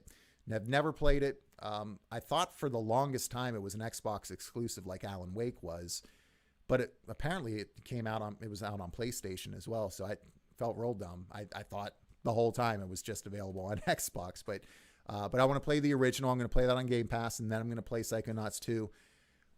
A lot of people whose opinions I really appreciate and greatly respect, even though I disagree with a number of those individuals on some of their particular takes and things like that. And by the way, people, that's okay. It's okay to disagree with people. Where I really have issue and where I want to fight back against is people being intentionally dishonest and disingenuous, right? You get people that are leading people to experiences and to developers and into purchases that are just unethical and wrong and, all that stuff. You guys heard me rant and rave about that enough. But it's totally okay to disagree with people, just period, right? We got to get out of this mindset of hating each other if we disagree with something, rather than using that as an opportunity to come closer together and learn something about one another. But I digress. The thing is that Psychonauts 2 is going to be very high on my list, I think, at the start of 2022, just because I have so much to play the rest of this year.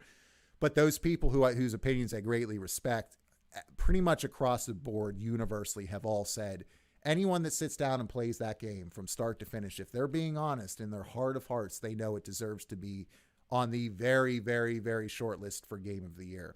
I'm excited to check it out. It looks to me like it is everything that the last Ratchet and Clank wanted to be, but wasn't. It looks like a tremendously unique platformer, a tremendously unique and different IP that continually offers fresh, inventive ideas. And from what I understand, the writing in that game has always been top notch, but I hear it just goes to another level in Psychonauts 2. And I'm very excited to dig my teeth into that.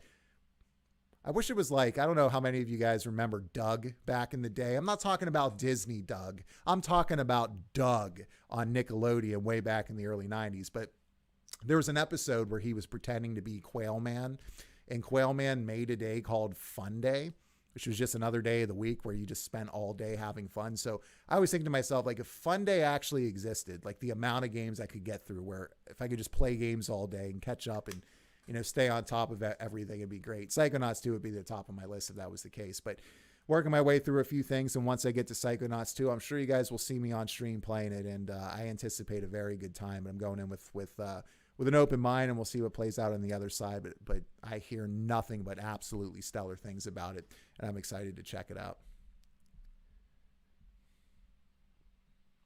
See that Abe's Odyssey game thing is coming to Xbox? No, I didn't. I started playing it and I couldn't handle it. The opening monologue made me want to jam crude ear sticks into my eyeballs. The game looks good. But it's my first. It's my first Abe's Odyssey game in decades. And the lore and the jargon and stuff they were throwing at you, I was like, and then I played a little bit of it, and it just didn't. I don't know if I just wasn't in the mood for that type of genre at the moment. I thought that the backgrounds looked awesome, really, really, really cool. The mechanics, I wasn't in the mood to be frustrated. I got really frustrated with some of the mechanics, which felt kind of wonky. They felt just imprecise, and that drives me nuts. If you're gonna put unique mechanics in a game, I can't stand control issues in games unless it's intentional, right? But yeah, there were just some of those issues where I was with everything that I'm playing right now, I just couldn't justify giving any more time to it, because I could kind of see where some of its weaknesses may have been, and I just didn't want to be frustrated. But no, I didn't see it was coming to Xbox, but that's random. But I don't think anything else will be more random than Octopath Traveler coming to Xbox. That was just so crazy, because that was a Nintendo Switch exclusive, and a great one, by the way. One of the best soundtracks in the last couple of years, makes up for what's otherwise kind of generic main stories for all the different characters. The writing is not the best, but it's not terrible either. It's just kind of standard fare for that type of game. But the soundtrack, and man, the optional boss and the super boss and stuff was so good. And I can always get behind an old school hand beautifully drawn JRPG, because many of you guys will be shocked if you don't know this about me. JRPGs are actually my favorite genre by far. Not even close. Tales of Arise is one that I'm just like, oh, I can't wait to play that. I got to get through some of these other RPGs first. And then once I get through that, I made the decision to push my return to Final Fantasy XIV back to next year, because that's such a commitment. And I have to get through Shadowbringers, and then I have to get through Endwalker. But I've been playing that game on and off since 2014. And when I played, it's like the only thing I want to play. In fact, every time I pop it on, I'm like, why do I play anything else? Seriously, why do I play anything else?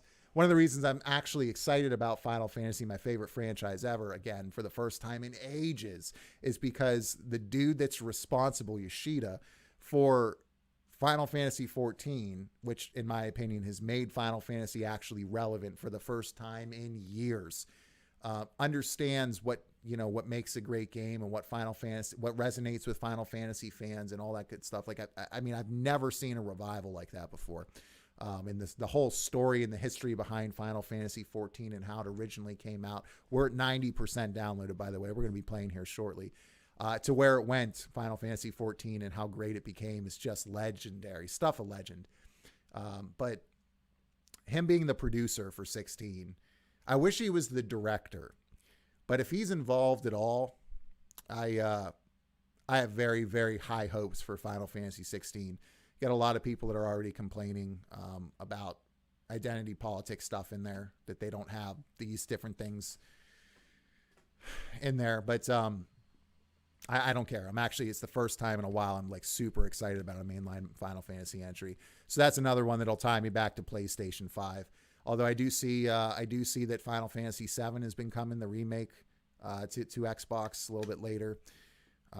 You guys have heard me rant and rave about my disdain for the Final Fantasy VII remake, despite acknowledging it is a fantastic objectively game. It's a great, objectively great game, and I'm thrilled that they didn't screw up the music in that, because I was really worried about that. But narratively, I just couldn't disagree more with what they did. But story for another time. The Outer Wilds is ready to play. RMF, are you ready, my friend? We're gonna go in. Alice says, I used to watch Doug. So you know what I'm talking about. I think it was, that might have been the same episode with him and Robobone. Robobone. Oh, man. We're getting off track here, guys. Let's see. All right. Before I start, I like the music. All right, guys. Yo, I'm digging the vibes. Let me pop this on the main screen. We got an hour and a half here, guys, to play some Outer Wilds. All right, I'm going to say something right now before I get started. Just hearing the music, you guys, I don't know if you can see it. Like, there's chill. I have chills from the music, like 5 seconds in. It's good, man. Oh, yeah. All right. I got the poop eating grin going. I'm already feeling this, man. Oh, man, this is good stuff. All right, last look through chat before we get started here, guys. Yo, this tune is epic.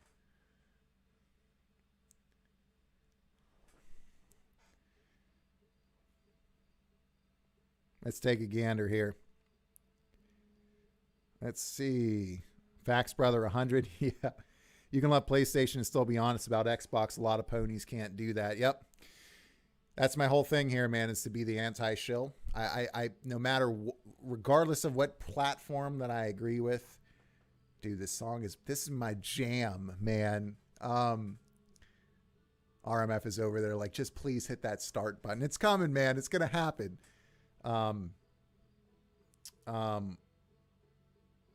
Yeah, my whole thing is, when I say I'm the anti-shill in all my videos, what I'm saying is, and kind of what I'm known for, is I'm able to be objective, because I think that's so important, especially in today's day and age, like we talked a little bit about earlier. Don't care if I'm the biggest fan of whatever. Like, if it comes out and there are things that are objectively bad about it or great about it, let's say it's a low profile thing that deserves to be played over the latest AAA trash that comes out, like your Anthems of the world, right?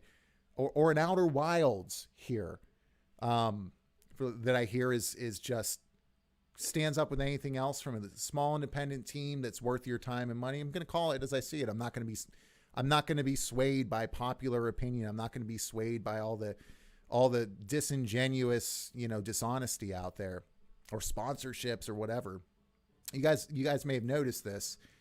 I made monetization for this channel. I haven't turned it on because this isn't about making money. I mean, when I get to a certain point, it might make sense to do that, but I'm not about like that corporate like lifestyle that kind of takes you in places that just where you end up misleading your audience and just becoming a shell of yourself when you started. That's happened to so many YouTubers. I'll never be that. So you can always come here and get the truth and objectivity from me. And look, I'm also passion personified, so I might deliver it in funny ways or maybe some fairly abrasive ways at times. And you can totally disagree. But I'll never be upset about disagreeing with something. I'll always be honest with you. So end of that rant. Last couple things here. I've actually never seen or heard of this Outer Wilds. Have I been under a rock? No, you haven't. It's an indie game, and I've seen what I've heard about it from people who've written about it, like pretty much universally across the board, is that people have said, Borvad, this is one of the best games they've ever played. It's a unique experience unlike anything else, and they compared it very favorably to Myst, which is one of my favorite games ever from the early 90s. It gets confused a lot with the Outer Wilds, which is, as we know, Obsidian's take kind of on Fallout New Vegas and space is what people thought it was going to be, and it turned out to be something a little bit different. But no, this is just an incredibly unique type of game. All I know is that there's like a loop in it. That's it. I've gone in totally blind, but this game has impacted a lot of people, and RMF here on the chat has been waiting for me to play it for a year, and we're about to get going. Have you tried any of the RPGs on Game Pass, like a Dragon or Scarlet Nexus? Amblix, welcome to the stream. What's going on? I have not played Like a Dragon, but I can wholeheartedly recommend it because I absolutely love and adore everything Yakuza. And Judgment, by the way. I have a video on Judgment. If you haven't seen it, definitely go check that out. I didn't do a really good job tagging that. I didn't do any search engine optimization, so it only has a couple hundred views, but it's one of the videos that I made that I actually, after one of these streams, I had a drinking stream, so I was really hungover when I did it, and you can kind of see in there when I opened the video with a funny thing on that. But the game itself, in that whole series of games from Ryuga Studios, are awesome. They're very different from a lot of other things that you'll play. But even though they're moving to a turn-based combat system, I can't recommend it enough. I've not played Scarlet Nexus yet. That was on my list to play, but I have to play Tales of Arise first. But I've heard simultaneously great things about it and people who think that Scarlet Nexus is solid but not stellar. It's kind of like, it depends on what you're looking for. If you're kind of like into anime and like sci-fi type of stuff, you'll probably love it. Rocco's Modern Life. How dare you? Yeah, Rocco's Modern Life is great. We can't hear the music. Let me turn the music up then. Let me turn the music up. Actually, let me turn... Give me 1 second, RMF. I'm going to configure my capture card to play the music louder, okay? You let me know how this is, if this is better. Is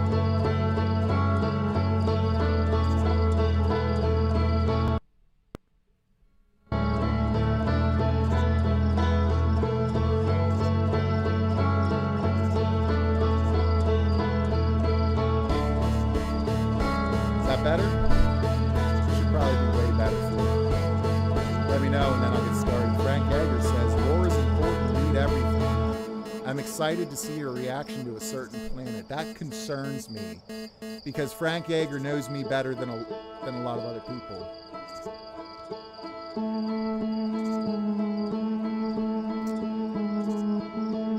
All right, so that's really loud. A little bit lower would be great. Give me 1 second here.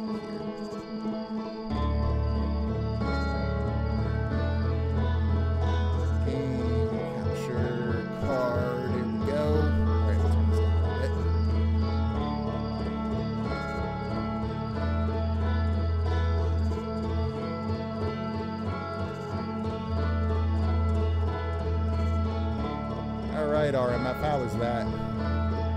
San Andreas Remastered launching on Game Pass the 11th. Can't wait. That is one of the only Grand Theft Autos that I think is actually deserving of all the praise that it's got. I think that's the best Grand Theft Auto ever. I mean, Game Pass is just out of control. How's that, guys? How's that audio mix? Is that a little bit better? Yeah, we can't hear Bauer. I'm kind of terrified that Frank Yeager told me. Frank Yeager told me that he's excited to see my reaction to a certain planet. Frank Yeager knows me well. I'm just hoping that's not like an underwater planet or something where, like, because I got thalassophobia, like something fierce. You guys have seen me talk about this when I play games. If I have to get in water, I'll just quit. So we'll see how that goes. No, you're good, dude. No, you're good. Thanks for letting me know. Let me do this.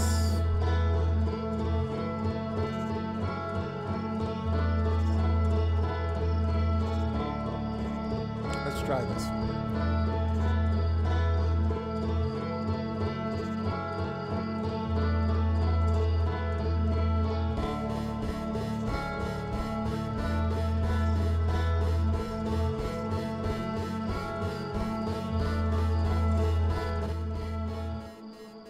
All right, let's see if this will work. This might be a little bit better.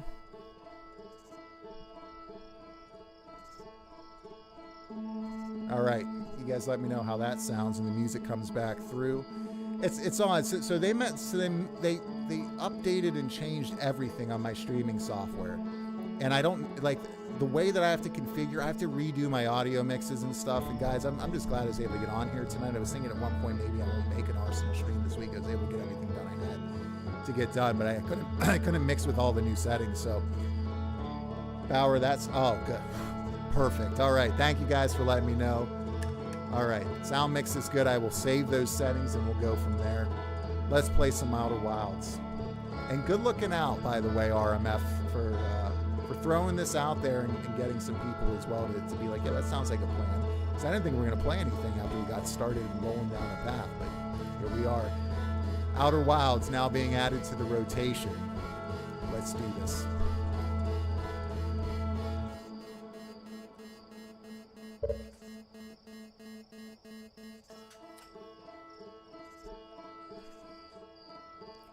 Frank Yeager, lore is important. Agree with Frank Yeager. You get out of the game what you put in. It's so lore-based that you do yourself a disservice by skipping things. Well, that's actually really good because I'm notorious for, like, taking my damn time, like, to a fault in games. I look at things, I walk around, I read everything, so no worries. Glad to have you back streaming. Thank you, Amblix. That music makes me want to toast marshmallows. Man, this music makes me want to, like, cue it up for my funeral one day. Like, it's so epic. I don't know what it is about it. It gave me chills instantly. Great tune. I've got goosebumps and I've never seen OW. Yeah, same. I like literally all the way down my body, man. I love that music. Music for me, I'm going to have a Bauer Bites coming out soon on music and how much I appreciate that. I'm going to stop talking, though. Let's play some Outer Wilds, ladies and gents, for the next hour. It's already almost 8:30. Next hour 15. New expedition. And by the way, normally I go longer. I try to start when I can at 5:30 p.m. Eastern time and go till about 11. But tonight I need to shut down just a little bit early. Wake up.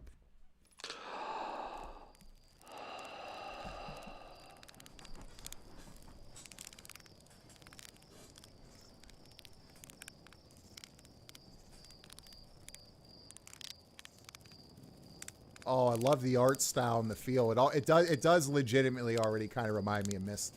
Although there's another person there, so maybe not.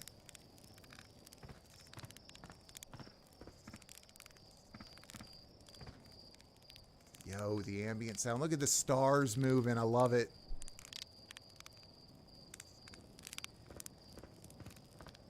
Ooh, I can see my legs and my hands. Ooh, I got plaque psoriasis. Roast marshmallow. Oh, yeah. What's up, Slate? I'll talk to you after I roast some marshmallow, buddy.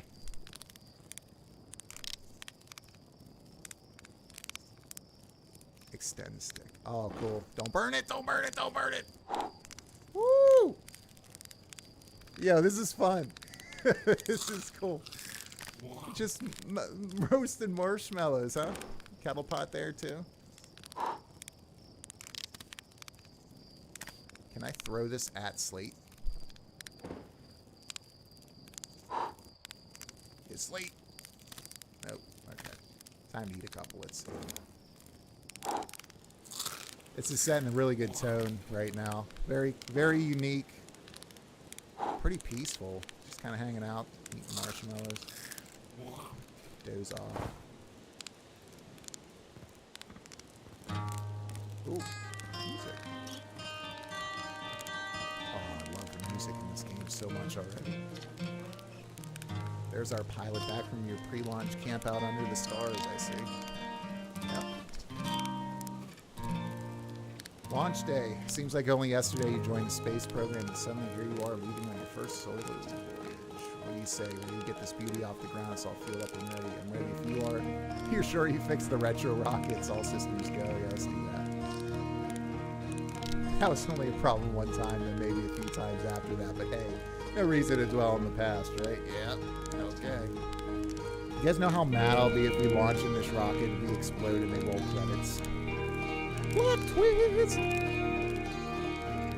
Get the launch code from Hornfels at the observatory before we lift off. Just one here once you say goodbyes and get out. Okay. Yo, the music is so good, man. I love the music so far. Jump, hold it, release. Oh, that's different. Instead of just pressing it, so I gotta hold it. It's okay. This reminds me of a band called Mogwai. They did some music for the Friday Night Lights TV show. It's giving me some of those types of vibes. Oh, is that ship up there? The game's definitely got a very unique art style that reminds me very much of like a modern day Myst for sure. Like very, very strongly. Dude, even seeing that up in the sky going across the way, whoa. Just kind of seeing the ships move in the sky, hearing the music and hearing the ambient sound and stuff is hitting me right in the feels. And I love the foreign feeling of this. I don't know what's going on up there, but this looks pretty dang cool. Flying model ship. Okay. Horizontal thrust. Up here.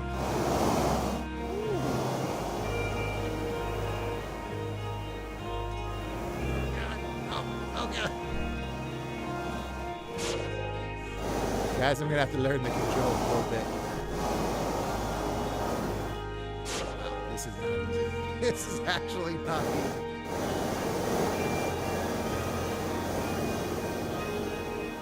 It's easier.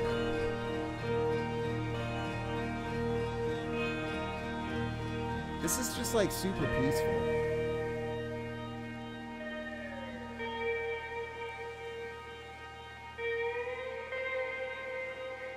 Whoa.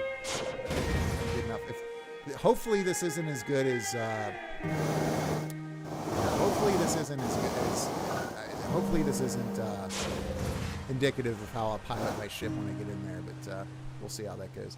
RMF says Ocarina of Time was my favorite game for 20 plus years and you bought it for me. Oh yeah, dude, you had to play it. Oh man, memories right there, brother. This has just barely passed it for me. Wow, that's a bold statement. By the way, if you haven't played Skyward Sword, man, definitely do that. Serious Ocarina of Time vibes there. If you played it back on the Wii when it first came out, it's so much better now. But the only thing I hate about this game is that I can't play it for the first time again. The DLC was really great, but that had to end too. Those are the best games, man. When you wish you could have like Will Smith or Tommy Lee Jones just kind of like flash you with that little mind eraser from Men in Black and just replay it again.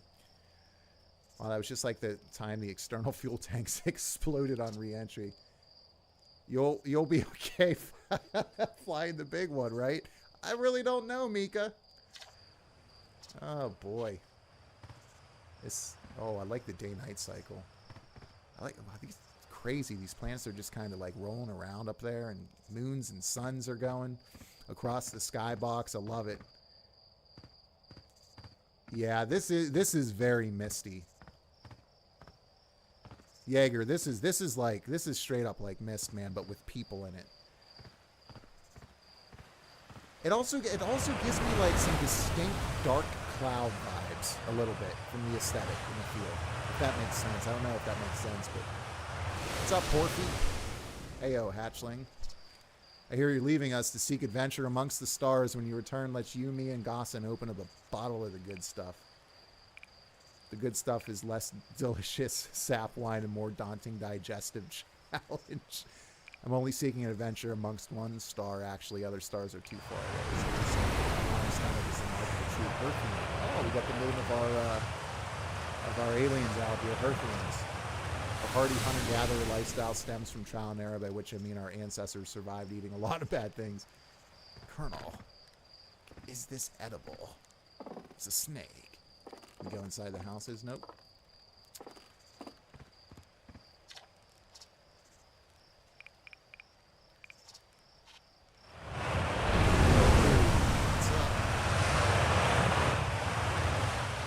Outer Wilds Ventures presents postcards from Florida.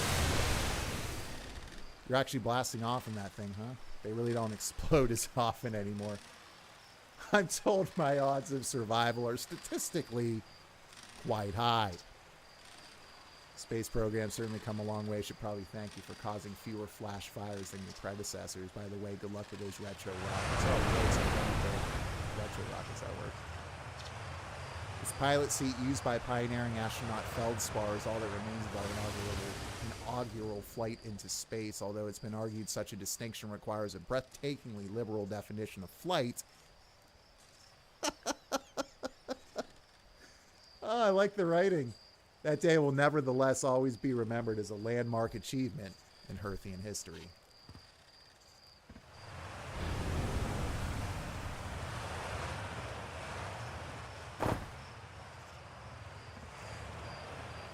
So it looks like they got a very strong appreciation and our fledgling space explorers. So we got a space suit here.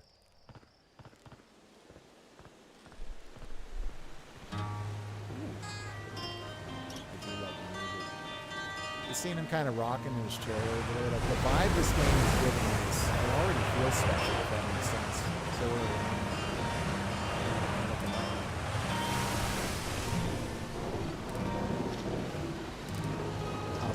Speaking of launch day, I was thinking about it. When the platform the ship's launch from is getting low, isn't about time to go to a new less flammable. Perfect choice. The space. The word. The launch pad is flammable.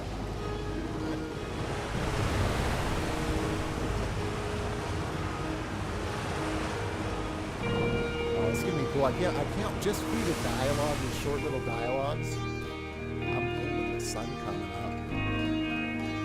You got the little ships up there coming across the skybox, a little moon back there, or a planet behind it. Pretty nice. I love good, unique feeling game night cycles. What's up, Peace? Hello there, Space Cadet. I hear you're leaving the crater today. You got the travelers up there remote to take proper care of things. Tell me about the travelers' instruments. Made all of their instruments. You know, there's church, drums, rybacks, banjo, and gabbers, flute. And Feldspar's harmonica. Of course, their Feldspar's been missing for a long time. Sometimes it feels just like yesterday they were playing their harmonica around the campfire. Anyway, you hear music in space. That'll be one of the space programs. Other travelers. Oh, that's good advice. If you feel like company, you can always pull out your signal scope and track them down.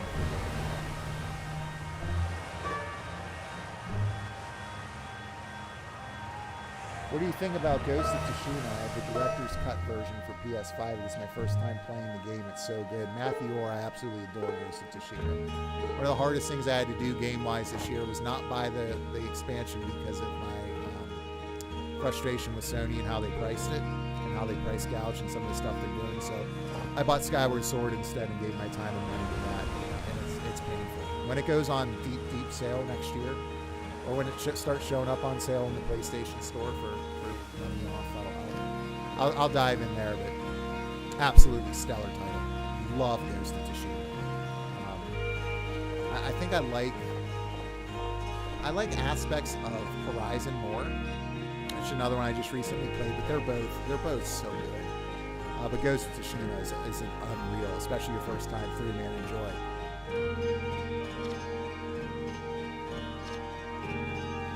Hello, astronaut. If it isn't my first troublemaker, when play hide and seek and the rain will let us borrow their signal scope because it's really delicate and not supposed to be thrown around like that.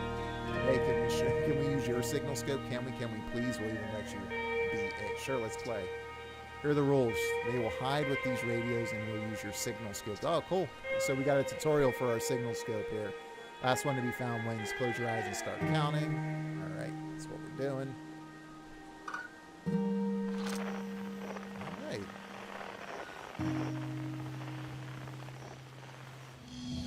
Ooh.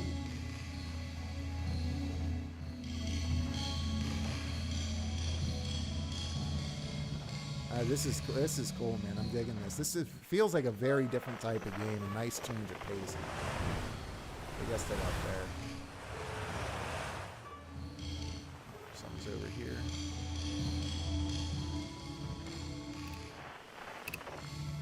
So it looks like we can change frequency on this too.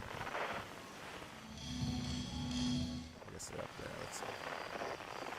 Go take a gander. Waterfall, huh? What's up, Spinal? Name of a character from Killer Instinct, by the way. Super Nintendo time. Spinal! I don't know if you guys remember the announcer from Killer Instinct. Cinder!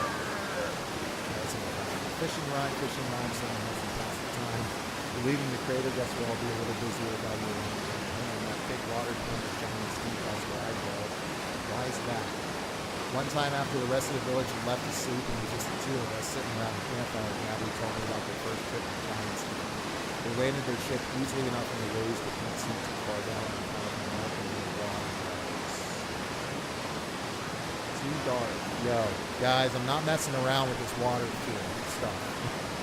Jaeger's probably laughing his tail end off over there like Giant Steep is exactly what I'm talking about.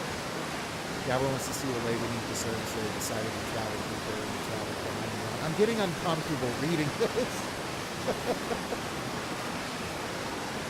Matt Viewer says, thanks. Oh, no worries, man. Anytime you want to talk, no worries, just hit that track. But suddenly Gabby couldn't go any further. Tell me more. Well, I was just pausing dramatically. As though exercising well of its own, the water was refusing to let Gabby go any deeper. It held Gabby back, almost as if it were trying to protect her from something. And then in the terrible darkness, Gabby saw the tentacle of some hideous beast. Guys, was there sap wine involved during Gabby's campfire story? Come to think of it, don't you have something you should be exploring that isn't here? I think so.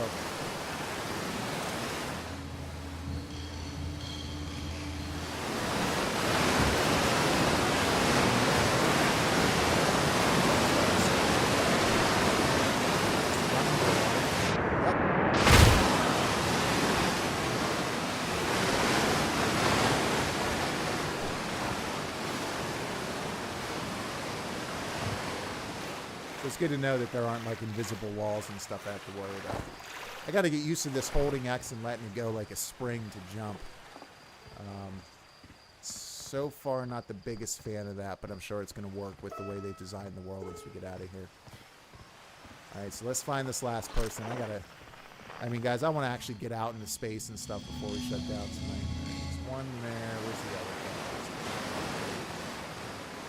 It's over here, right? Yeah.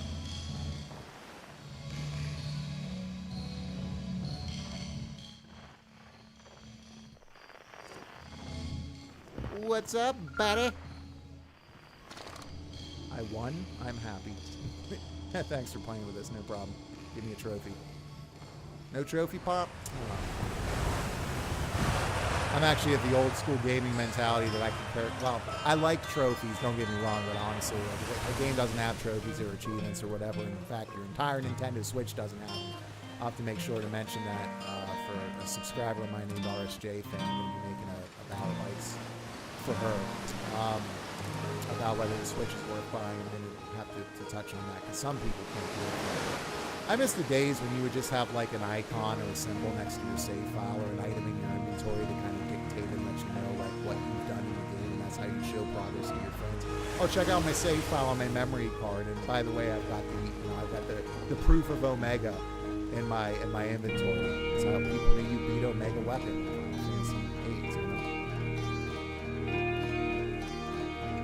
Yeah, I might just keep playing this game after the stream time. Maybe this will be the next game I stream entirely. I've had a few of you reach out to me asking me if I'm going to just continue to stream whatever, if I'm going to go back and continue to do series like I did with Horizon. So you guys let me know what you'd like. I think I'll do a nice mixture of the two. I'd like to stream more if I can. The only thing is I stream a little bit later in the evenings if I'm not video editing or whatever. And I get an hour and a half to 2 hours of time.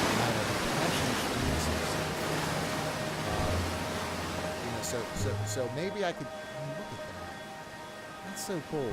It looks like something's actually pulling the sun across the sky. I'm excited about this lore you guys are talking about. Look at that tree. I dig the tree, man. Just like all the things going on up in the sky has got me like. I mean, look at there's a planet flying across the skybox there. The way this game is set up just makes me feel stuff. Like it's weird. It's hard to explain. It just kind of there's just an atmosphere and an ambiance.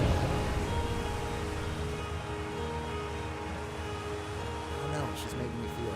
It's good. Danger inside this fence is a pocket of ghost matter, a strange and dangerous substance that's invisible to the naked eye. The good news is that you can detect ghost matter with a camera. All right. Moving through ghost matter is uniquely painful and will probably kill you. Don't complain to me if you hurt yourself fooling around. So we got our camera out here. Let's take a look. Snapshot. Oh, okay.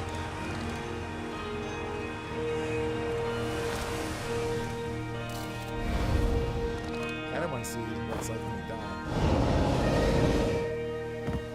So that's going to be I guess that'll be the indicator that there's ghost matter.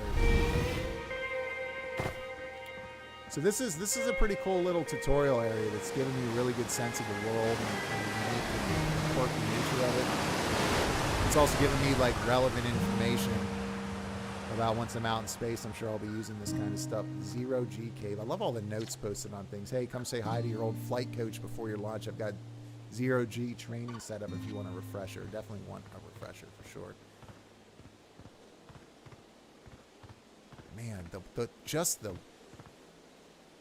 seeing night come out, man, and day go by is just really, it's just really cool. Let's see. Do it and don't look up a walkthrough. Oh, dude, no, I don't do walkthroughs, man.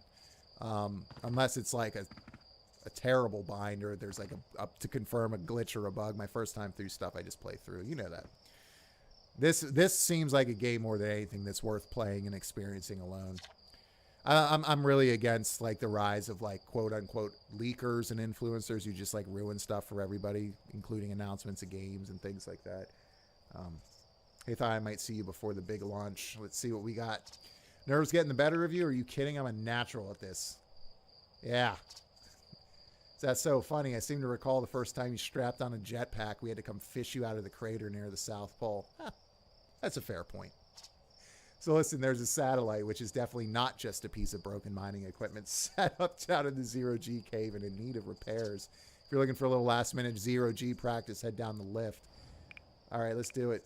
One repaired satellite coming up. Cool, get to it and try not to concuss yourself right before your first launch. I'm going to concuss myself. Grade 3. This also gives me a little bit of a Firewatch vibe as well.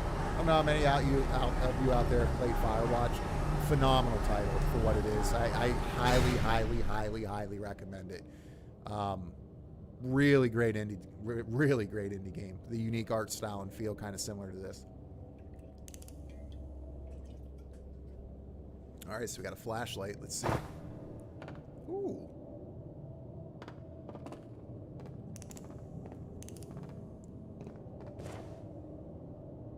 Oh man, the floaty feel of this is really neat. I like that. The weight of this feels really cool. Zero G Cave. This also gives me like a bit of a Banjo-Kazooie feel as well, like an old N64. Like there's just a dash of so many different things in here. This is a great choice by you guys. I'm really looking forward to playing through this. Suit up. Oh, nice. I like the little HUD there.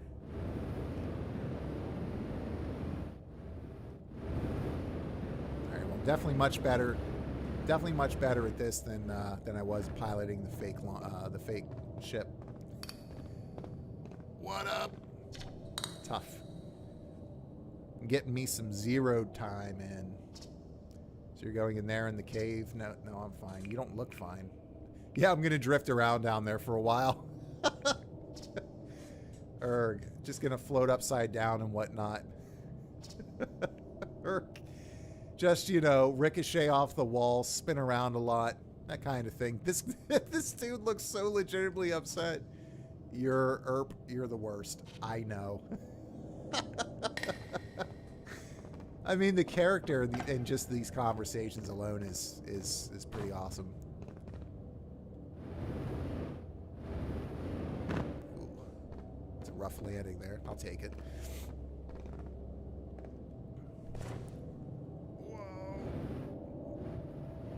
See, I'm just kind of concerned that I'm going to miss a note somewhere or maybe some lore. So I'm just going to walk down there. I'm going to run down there like a mouse. Okay, I guess I can't do that, so I don't have to worry about missing out on anything here. Oh, it's a little platform to do a dive. I love, by the way, that when you look down, you can kind of see your legs and your arms. Like, I love that. And I love that, like, you can see your suit and you've got, like, your little thrusters. And it's pretty cool.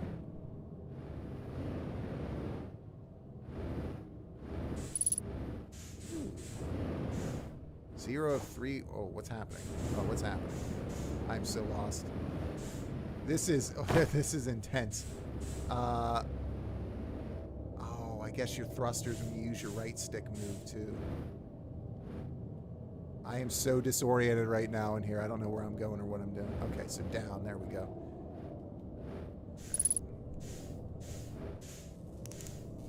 Press L to lock on. Okay. Hold to match velocity. Oh, there we go. Okay. Oh, the controls are so different. I like it though. Alright. Just simply float up there and hold square to repair. Square to repair. Square to repair. I see I got my little fuel gauge up there. Alright. Good deal. Where else we going? I wonder how do I put the brakes on? Oh, I just got to go in the different direction than I'm currently fluting. That makes sense. Oh, that's right. You got like the 4 directional. Okay, so you got your thrusters on the left, your thrusters on the right. I see now. Okay. This game, not just in aesthetics, but like in feel and controls and stuff, it feels so different than a lot of other things that I've played, and I really, it's really a very good sign when a developer is able to make things feel fresh. It's so hard to do that given how far we are into this medium and how many years have passed with, you know, how many different games that are out there. This feels very totally unique and different from a lot of things that I've played, and I dig that. I'm getting a little bit better here at this. A little bit. Just got to find that last one now. Where are we going, ladies and gents? Where are we going? Give me a pipe. Let's see it. Okay. We're down this way, I think.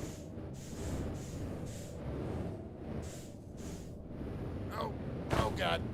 Oh God. Okay. Oh, is that where I started? Is this where I started? No, it is? Okay. I guess I gotta go back down then. Oh God. Oh. Oh yeah, I can thrust down. There we go. That's what she said. Alright. That's enough out of me. Alright, third rickety pipe, where you at? I'm having a hard time seeing in the dark because of where my lights are here. So I got my 2 primaries out, and it's because of the TV that I'm rocking, it sometimes makes it difficult during streams to see. So I'm about halfway through my fuel. I've got to figure out where this last pipe is before I run out. I think that's where I came down. Okay, so that's where I came down. Where is the... Oh, I've got a flashlight. I'm so dumb. I'm mildly retarded. Alright. Might help to use the flashlight. So there's one.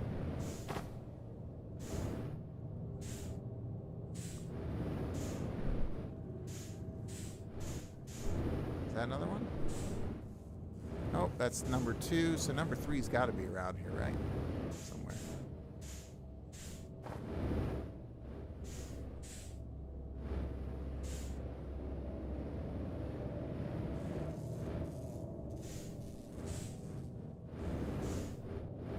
So I wonder what happens when I run out of fuel.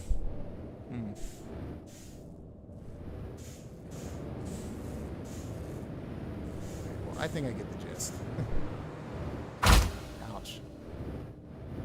Oh my gosh. That, I felt that here in my room. Alright, well, I'm not getting stuck down there. I am terrible right now at the controls. Okay. Oh god. Oh no. Go up. Go up. Go up. Alright. Yeah, so if most of this game is me floating around space like this, guys, I'm telling you right now, it's going to not be a fun game to watch me live stream. Dude, give me some... No, okay. I was going to say give me some fuel, but...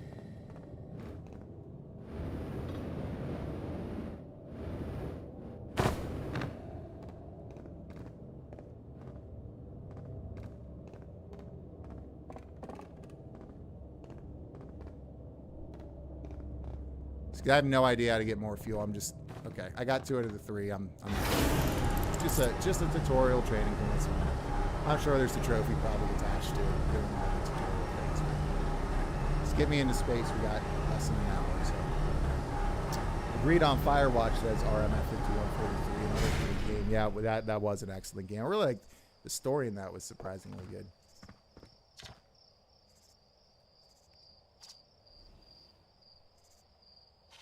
Yeah, I'm good, Gossin. Thanks, though. Well, see you later. What's going on, buddy?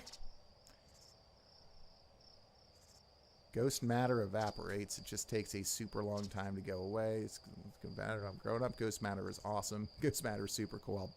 It'll burn the heck out of you. You shouldn't be throwing rocks in there. Ghost matter is dangerous. You know ghost matter is how Takite lost their foot, right? Tektite.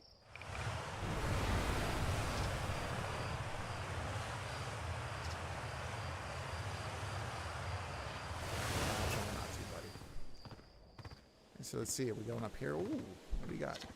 I saw smoke coming from Young Bark Crater up north and figured I should go check it out. You can use the scout launcher, just please don't break it while I'm gone. Tektite. Oh, it's the footless Tektite. Let's see what we got here. Reed. East, Naomi Ruins, okay. South, Quantum Grove Crater. Alright. Northwest, Geyser Mountains. And where are we going to the north? Young Bark Crater. Okay. What's this here? Use scout launcher. Aim launcher, launch scout. Oh, okay. Let's go over this way. Oh, that's cool. I love that.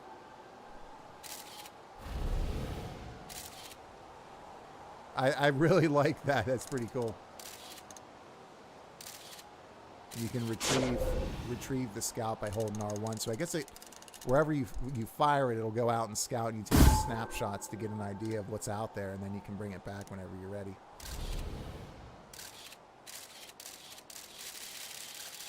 You can kind of still see it.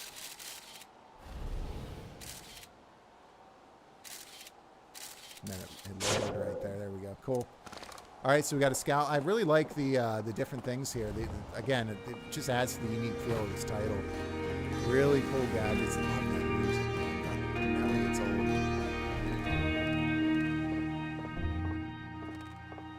More rain. What's going on? Oh, hello, astronaut. This is good weather for your launch, right? Any good sounds from space today? There are. My signal scope is set to the Outer Wilds Ventures frequency, so I'm listening to the Traveler's music. Last night I heard Rybeck's banjo coming from Brittle Hollow. I'm really looking forward to getting a good sense out of like what all these places are and where they go, or what they look like and how different they're going to be and what I'll find there. You know, just seeing them mention it all is pretty sweet. I can hear different planets too. It depends on what time of day or night it is, since different planets are in the sky at different times. Signal scopes are cool. They sure are. All right, let's see. Zoom in with R1. I'm going to forget all these buttons, guys, but I'll figure it out.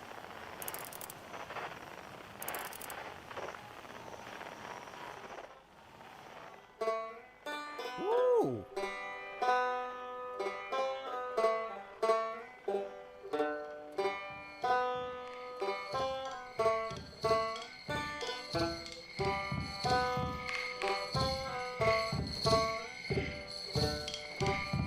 Oh yeah, I like it.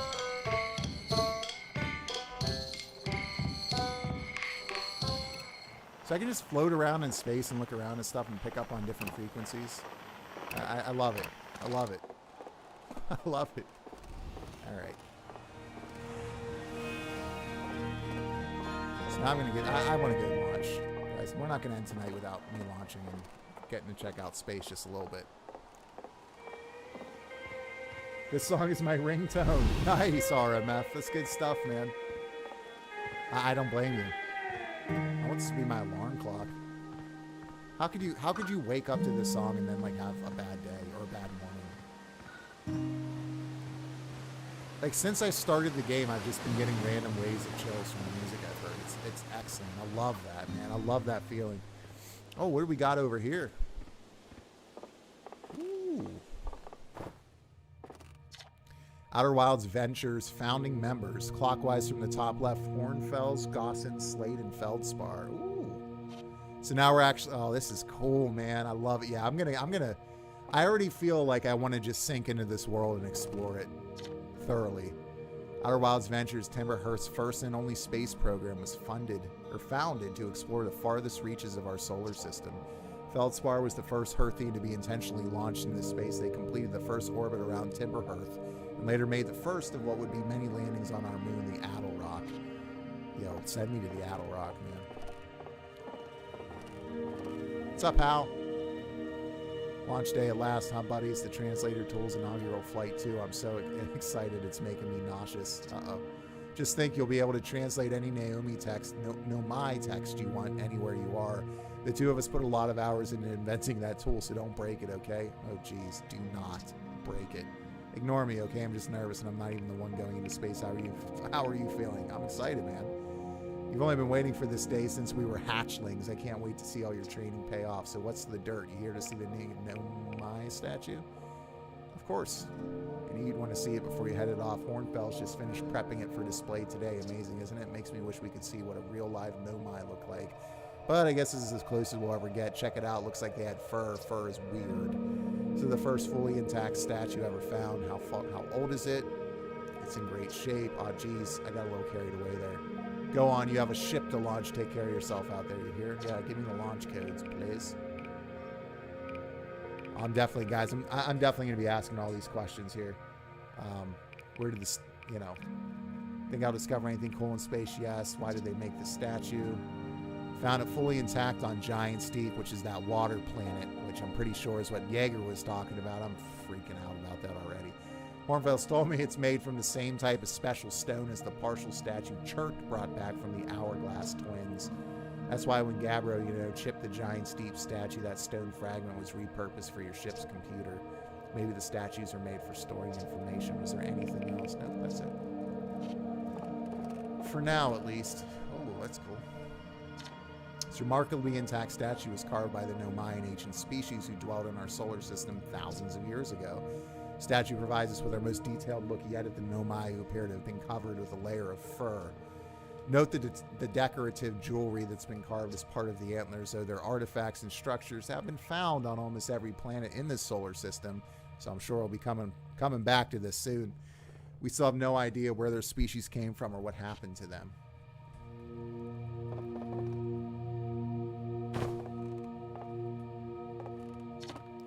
Big thanks to these additional founding members of our Outer Wilds ventures, without whom we would never have gotten off the ground. Matthew Steinhauer. I really appreciate what I'm seeing here right now. In case you guys haven't picked up on it, I'm sure you have. This is a direct thank you in the game to the developers, or people that have helped the developers make this vision of theirs a reality. I love that. I love when you see that kind of stuff in games. Especially when you think about all the hurdles and the struggles that indie studios have to go through just to get something out there. Let alone the extortion that Sony puts them through to get anything on the PlayStation Store, which I think is like $25,000 just to be listed. Some of the other things that they do is just abhorrent. But anyway, I love seeing this. Really, really cool. Greatly appreciate that. It's a nice touch, and I'm sure that the team is really, really proud of the work that they've put into this. QWERTY up the pie. Jordan Frith, Tom Cummings, Sean Shark, Templar Farrell, Stephen Ursell, Ryan Ohmrecker. It's awesome. Oh, this is cool. Look at this place, man.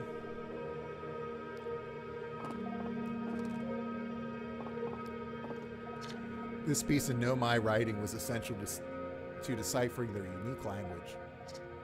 Although this text is linear, Nomai text often branches off from a central point. Interestingly, each branch tends to be written by a different author. Oh, that's pretty cool.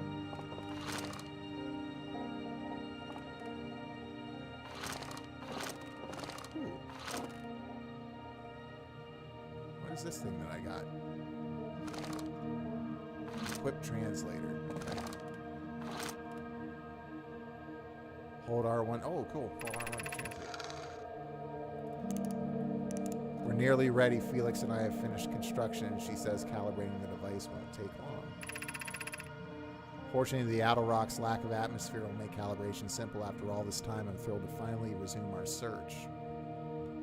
So this is neat. So you just kind of follow the lines here, and then you get the dialogue.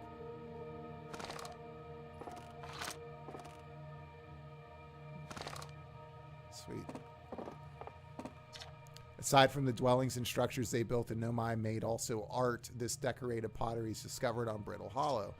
Some ancient Nomai art depicts strange animals, forward celestial objects, and other subjects that can't be found in our solar system, which makes us wonder whether the Nomai originated elsewhere in the universe or simply had vibrant imaginations. Yo, I'm excited to figure out more about this. It's like such an air of mystery behind these Nomai. Were the Nomai born in our solar system, or were they born among other stars and planets? And if they were, how and why did they come here? These are just some of the questions we hope to answer through further xeno-archaeological expeditions. Ooh, bones. What you see here are parts of the Nomai skeleton. We can tell from their skulls that they possessed antlers, and quite unusually, only 3 eyes. The Nomai body was most likely adapted for living exclusively on land. The differences in the Nomai's anatomy, such as their shockingly fragile bone structure, show us that Hearthians couldn't have descended from Nomaian ancestors. Okay. It's not clear where the Nomai originated from or why they disappeared. We hope to find more clues to that puzzle as we explore our solar system. Yeah, I'm already so intrigued. I'm sure that like I'll be out there like discovering answers. I'm pumped about that. The Nomai technology brought back from space by our astronauts has been a great boon to Outer Wilds ventures, allowing us to modify expedition gear in exciting and useful ways. For example, the Little Scout now boasts a warp retrieval capability, which we used a little bit earlier, right?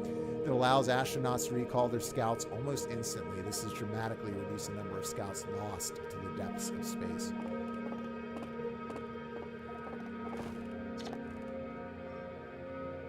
This crystal was taken from a Nomai ruin on Brittle Hollow. It seems to create a local gravity distortion and was most likely used to traverse steep surfaces. Try it out.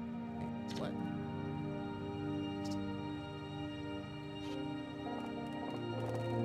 Whoa, whoa. Yo, I'm walking on the wall. That's awesome. I like it. Oh, this game is so unique. Oh, it's pulling me away. Hey. I have to jump. Uh-oh. That's pretty neat. Oh, what's this? Oh, no. No, no, no, no, no, no, no. Guys, if there's a planet out there that's like, yeah, oh, come on. I don't want to, dude, I don't want to be swimming through murky, dark waters with anglerfish. The anglerfish specimen was found attached to the landing gear of one of our ships that flew close to dark bramble. It appears well suited to living in dark places with minimal atmosphere. Yeah, I'm not happy about that. This crystal was taken from a Nomai ruin on Brittle Hollow. Seems to create... Yeah, I've already read that. Okay. Got some pictures here. Pretty cool. If a star is massive enough, it will continue to fuse carbon into even heavier elements like iron. Ultimately, the star will collapse under its own gravity and then explode in a violent event called a supernova. Based on Church's observations, this will one day be the fate of our own sun. As the star's core contracts, it gets hotter, causing the outer layers to expand. The stars become a red giant. When the core is hot enough, it starts to fuse helium into carbon. This is all true, by the way, which I really like. Love the anglerfish reaction. Yeah, dude, I'm serious, man. Like, as soon as I saw it, I'm like, oh, God. There's going to be... I'm going to have to fight my thalassophobia. Guys, you guys are going to probably enjoy watching me squirm if I can even make it through. It is... I struggle with the eel in Super Mario 64 back in the day. Stars like our sun generate light and heat by fusing hydrogen into helium. As it grows older, the star runs out of hydrogen and starts to contract. Yep.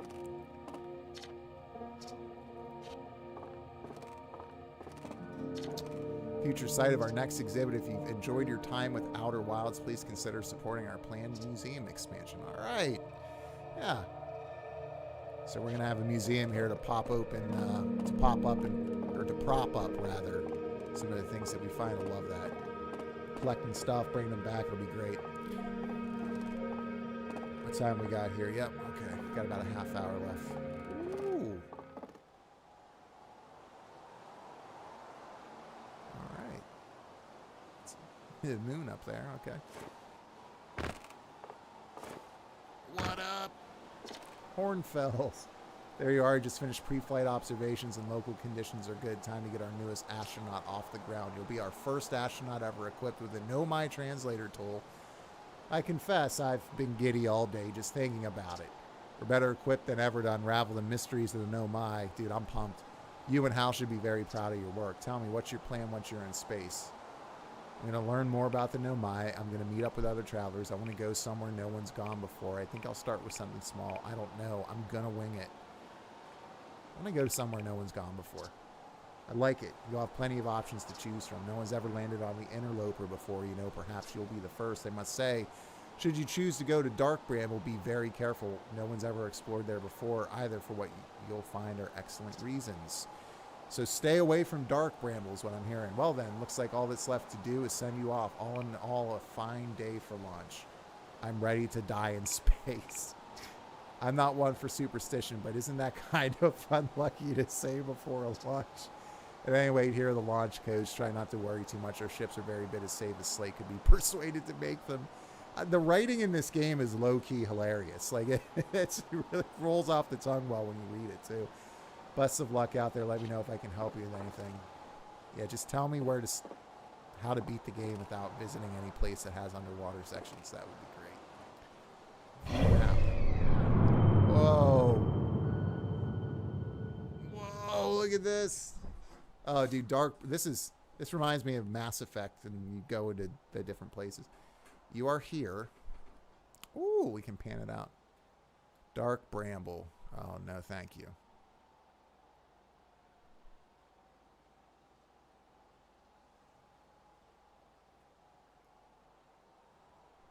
Hourglass Twins, Ember Twin. Okay. Well, what's this over here floating around the sun? Giant's Deep. I feel like that's where I need to stay away from. That and Dark Bramble. Brittle Hollow. Maybe that's what I'll head first. Hollow's Lantern. Ooh, all right.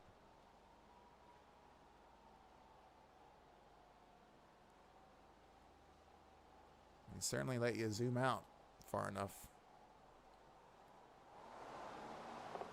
All right, guys, I think we're ready to hop into space. Let's read here first. This is odd. According to my redshift calculations, every single galaxy in this image is moving away from us. So that can't be good.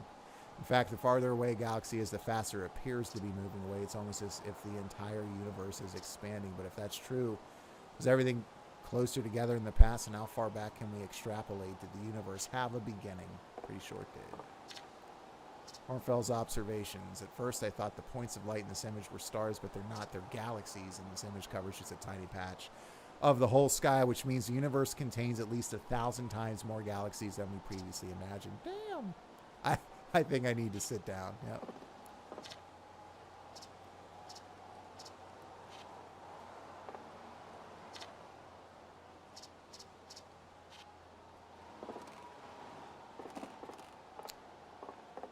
All right, so where do I go to launch? Hello again. All right, let's go over here.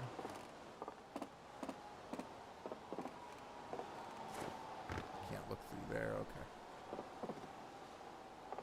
All right, well, I guess we go down this way, and we'll figure out where to go from there.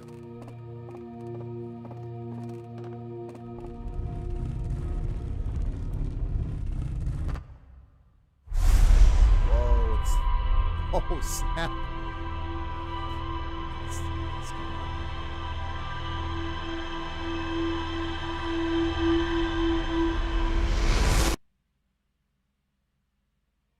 on? I'm uncomfortable. What's that all about, man?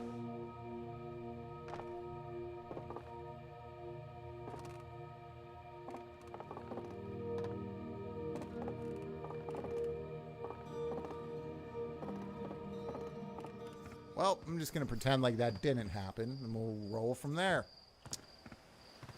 Launch towers. All right. Statue looked at me and opened his eye. Statue was glowing. Why was it glowing? The statue was doing what? So its eyes opened, and then you saw images from your own memories and glowing lights flying around. You mean like a hallucination? Yup. Listen, no offense, but are you sure you're okay to launch, like, medically speaking? Well, I mean, I had about 43 edibles, but I think we're good to go. No, that statue is definitely weird. I mean, if you're saying it happened, then I guess maybe it did, but why? Hornfels tried everything to get the statue's eye to open. Nothing like this ever happened to them. I don't think you're going to get any answers from the museum statue, but Gabbro said they were going back to Giant Steep. Don't know which island they're on, though. Maybe they'll be able to tell you more. On the other hand, Gabbro, as you know Gabbro, so maybe you'd be better off searching for more info on your own. Now I'm really jealous you're going into space. Can you use our translator tool to find more about the statue? Good luck and safe flying down.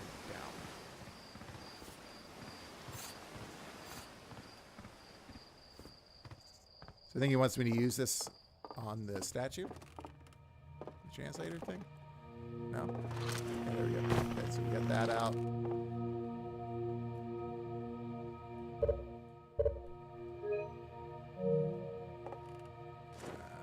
Okay. Well, I'll figure it out another time. Get me no launch tower. We got to get in space, ladies and gentlemen. We are getting off this rock. Music is so good.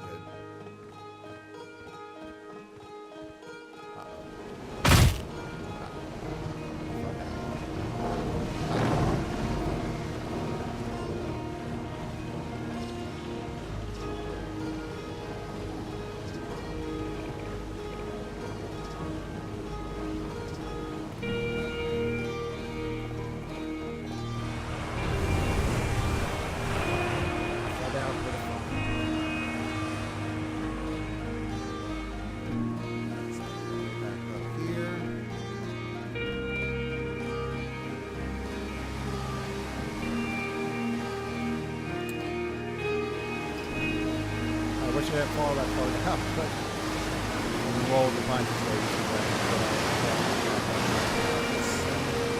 Let's get into space and shut down the screen. We're at 9:13. So this is a great choice, RMF and audience. Really good choice. I'm very excited to be playing this and checking it out.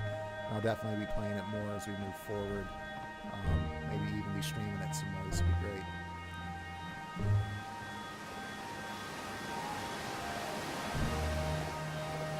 Someone tell me where the launch pad is. Okay, it's over here. This time I won't fall down.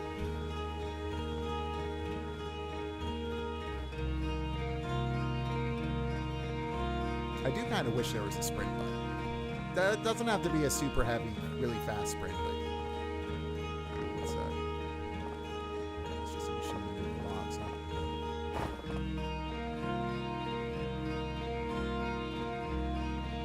Oh, what up, kid?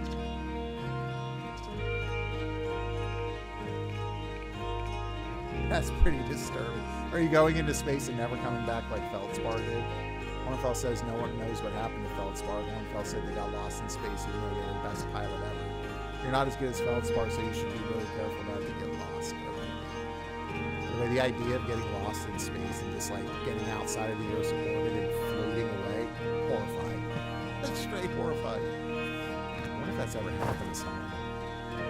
You know who it didn't happen to? Renault in Final Fantasy VIII. Squall represent.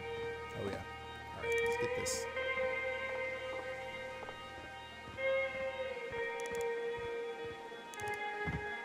Guys, I'm anxious, man, in the best way. I'm ready. Oh, I'm back to where I was before. Nice. Okay.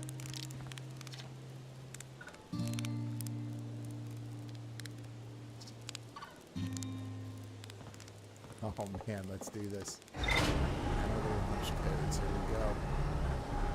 This game's just got such a certain feel to it. We haven't even left the planet. Yeah, dude. I'm definitely enjoying it. I can appreciate so many different aspects of it already. It's definitely made an absolutely fantastic first impression. I mean, the feeling the game gives the player and the atmosphere and everything is just so, it feels meaningful. You know, it's just like kind of hard to explain. It's definitely not your standard title, and I love that. And I have no idea what to expect, which is, you know, when you have a game like that and you're going into it, I just love it. It is so misty. It is so misty. It's great. Look at the ship, man. We got everything in here. Get a little suit going. There we go. Let's see. Detect hazards. Illuminate. So the little scout see beyond the horizon. Illuminate dark areas. Detect hazards and test the environment. Okay. Health, fuel. Okay, there's your buckle up. Alright. View ship log. Let's see what's in here. Timber Hearth. Oh, darn, we're able to get interloper.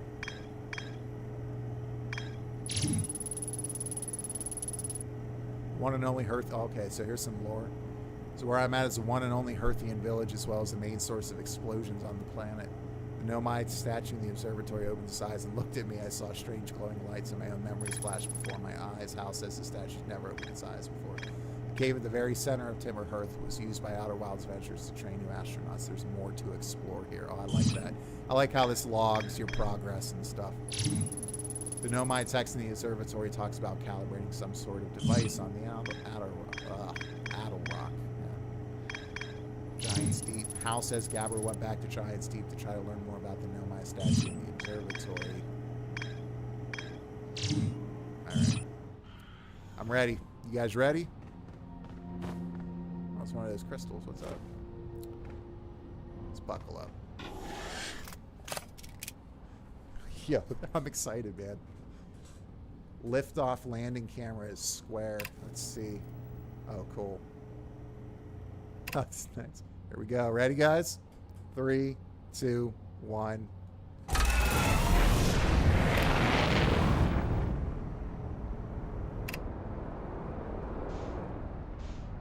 Oh. Oh, this is making me so uncomfortable. This is, oh my God, that actually, yo, this actually, so guys, I have a thing with heights too. Heights in like deep water, the ocean in particular. So that made me feel so uncomfortable for a second in a good way. I'm just kind of like out there and In space. Ooh. Press L to lock on. Where's that? Ash Twin. So I can just go anywhere? Is that what's going on here? I can just kind of...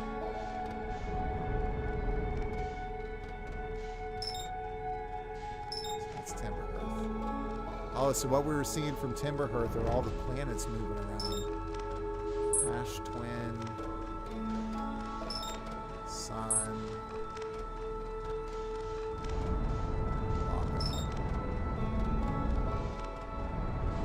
I'm going to head to Giant's Deep first and see if it's as bad as I feared. Oh, cool. You got your signal scope in your ship itself. So it looks like we're getting a signal from here.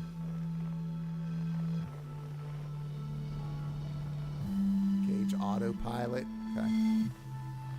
What's this here? What do we got there? Uh-oh. Uh-oh.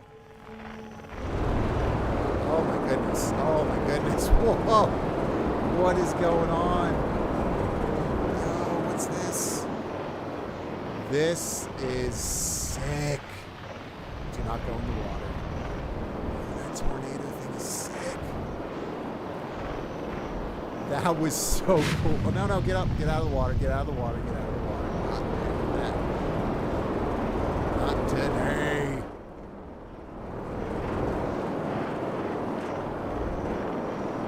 This is intensely cool.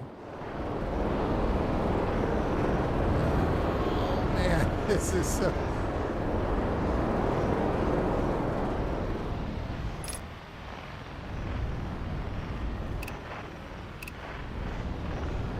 This is so unique. Ooh, what was that?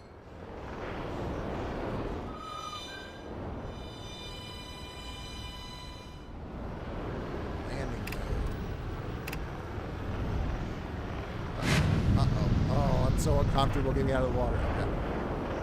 Whew. Guys, you have no idea. Like, I've got heart palpitations here.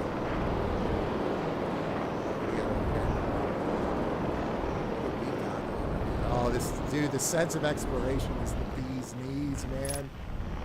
All right, get up. Okay.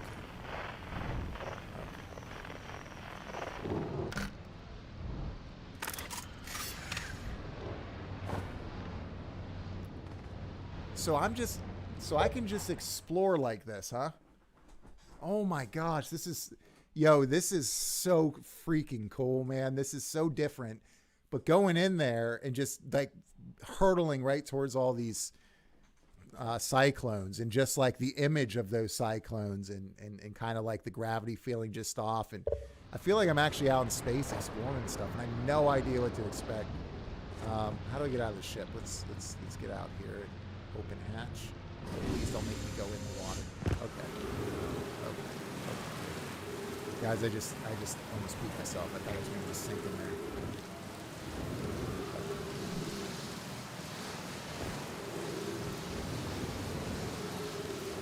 Hold X. Fire. Danger ghost matter detected nearby. Oh, okay. Well, let's get our signals. What do we get out for that? Let's see. I forget. Camera, right? So that's...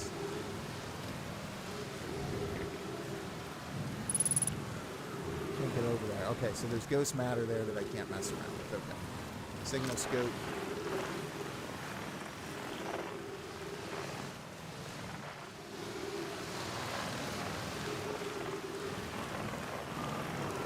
There's much I can do here right now. It seems to me like I got to go find places I can actually visit and do stuff at now. Maybe grab some stuff and then later pick some things up. Okay. Buckle up.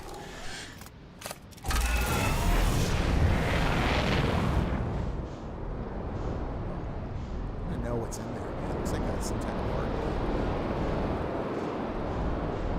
This little island over here. Uh-oh. Calm down. Calm down. Calm down. Calm down. Don't go. Do not go underwater. Right. Stay up. This is so intense. What an environment.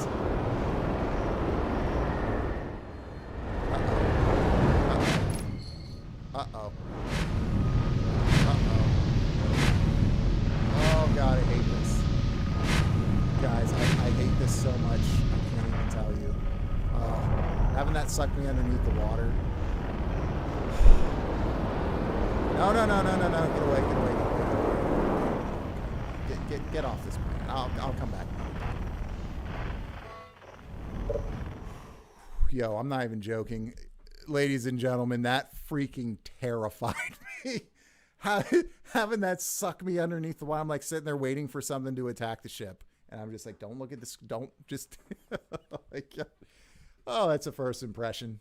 No, in all seriousness, though, it's absolutely awesome so far. Very different. But really powerful with the music and the atmosphere. What's that? What's that? Brittle Hollow, huh?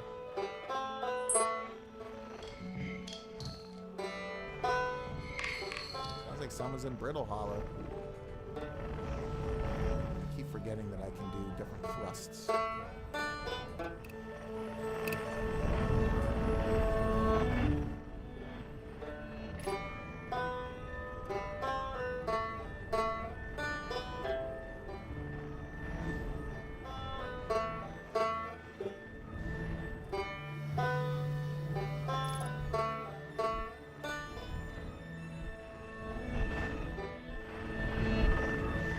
In there.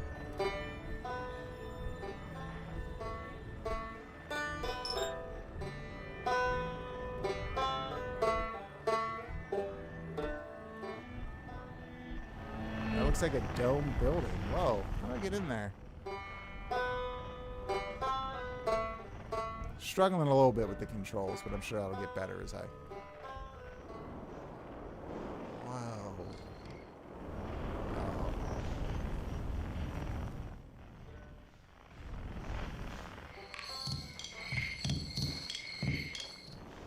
What is this? There's music coming from it, so we'll take it. Onyx and Virgins Trophy Bird. What is that?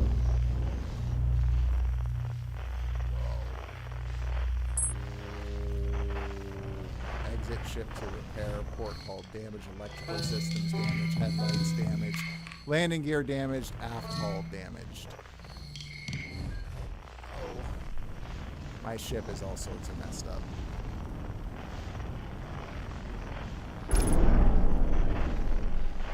That was intense.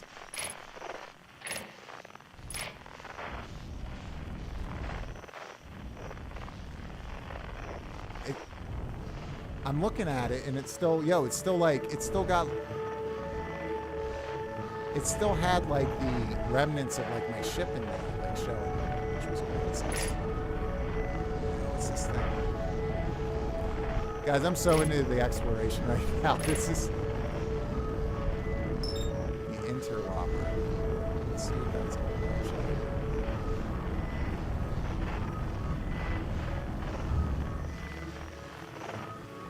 I'm spinning.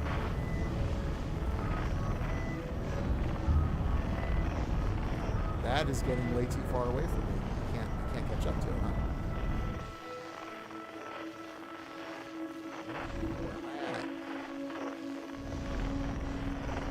I feel like I'm just gone. There's nothing other than this over here.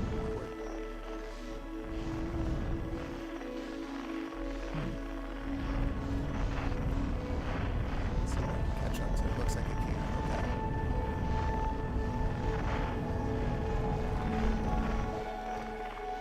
Oh, there we go. Okay. I was just kind of out of the fringes here.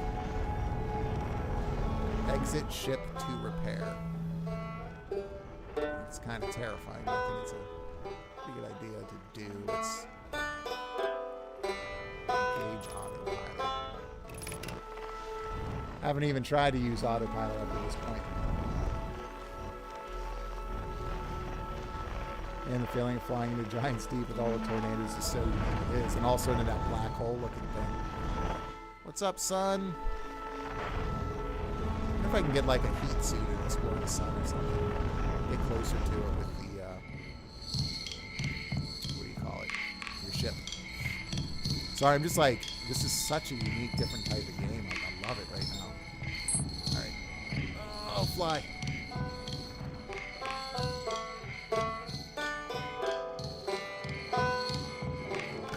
I'm just gonna kind of float. Get my suit on. I'm gonna go out and I'm gonna fix my ship if I can.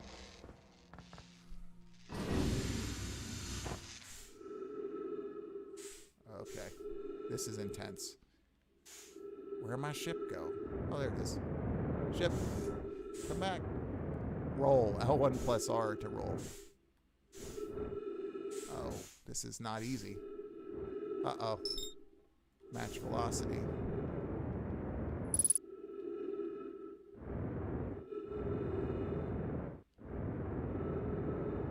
Alright.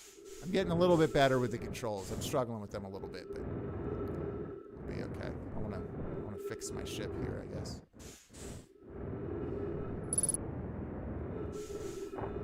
Okay. Okay. Gotcha. Oh. All right. That dude in the cave would be proud. There we go. Fix up the hull. I like how you can just kind of get out of your ship in the middle of space and fix stuff up. Yeah, that interloper, man, or whatever was attached to that interloper, like jacked me up something fierce for sure. I like how the damage comes off your ship as you repair it. Not super unique to this game, but it's still really cool. Let's see. Ooh, is that can I fix this too? Oh yeah, that'd be good.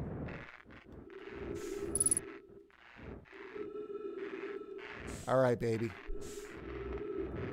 Oh, stay. There we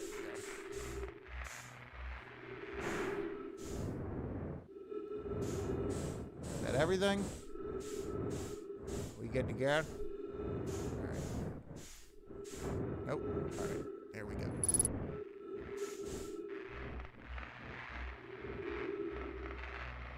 Man, that thing messed me up. Going through that totally messed me up. Alright, I think there's one more thing out here to fix.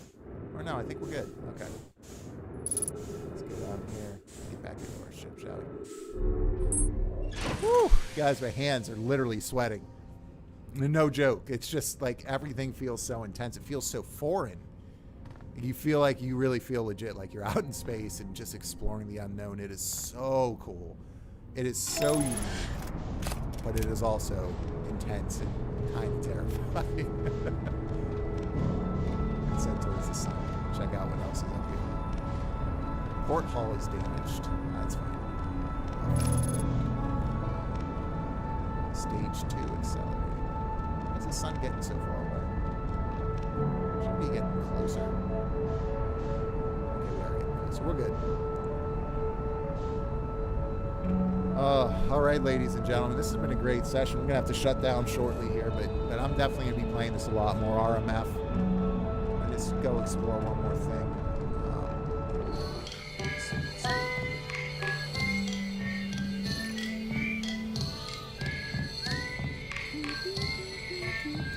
It's going to be so satisfying to finally find other travelers up here.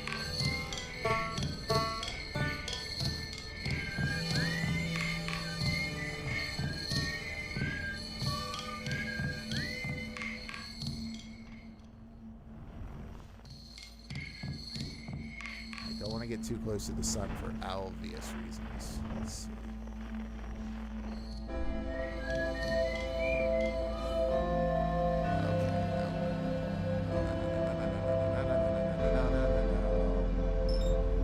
Uh-oh, I'm burning.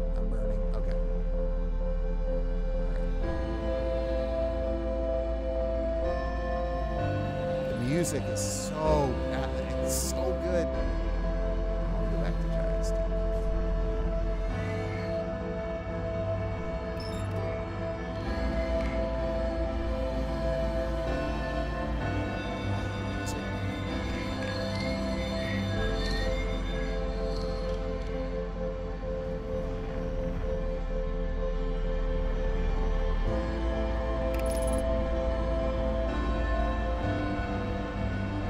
really got to do a better job of getting used to the controls a little bit. I'm not sure how to get closer to stuff right now. I'm just kind of like floating around aimlessly a little bit, but.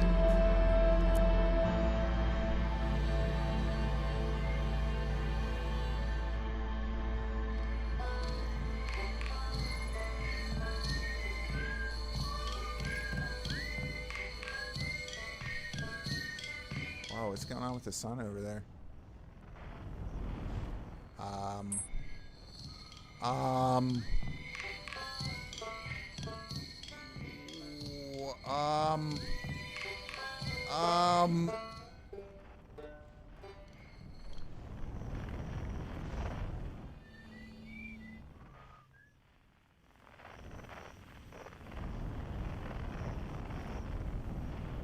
Okay, this is super intense. No. Can I go down? Can I go down? I think I can go down. I think I can outrun this. No.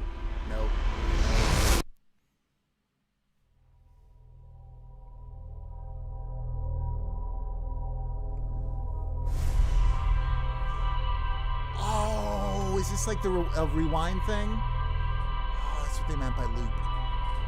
Oh, it's a loop. Okay. Yo. Oh, and it's actually replaying. That is so creative, man. That's actually from like the path that I took and everything. They were it's like they were recording it in the background and they just play it back. Oh, how is that gonna? Yeah, so that's gonna open up some possibilities here.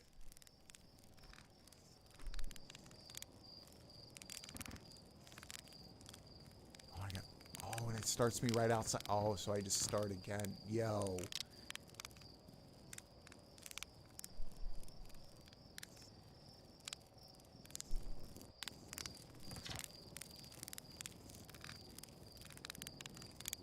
Did I just die?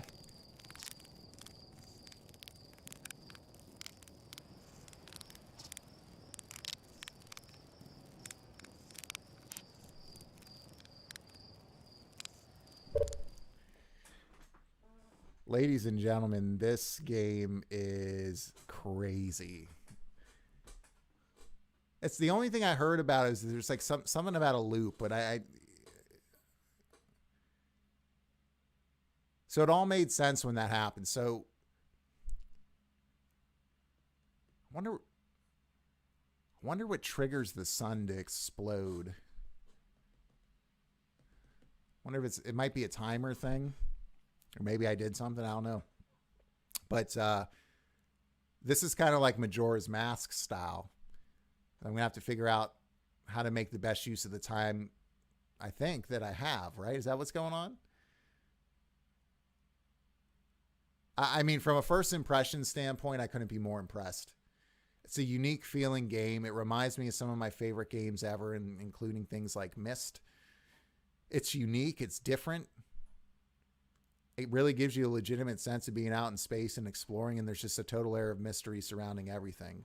The characters are charming. The writing is great. The music is out freaking standing.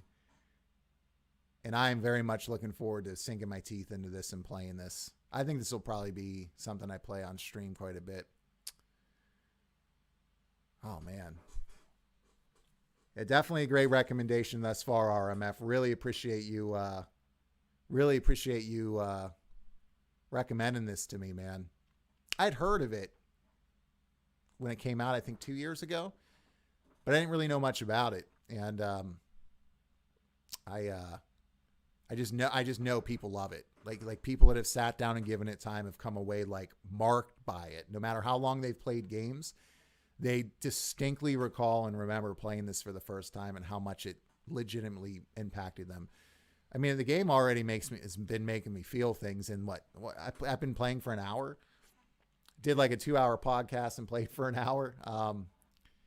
Just an awesome start to the game, man. I'm very much looking forward to playing it more. I have the reset loop and continue. Oh, okay. So reset loop and quit to main menu. So yeah, man, I'm excited. Maybe I'll play this tomorrow morning. Oh, and the music in the beginning.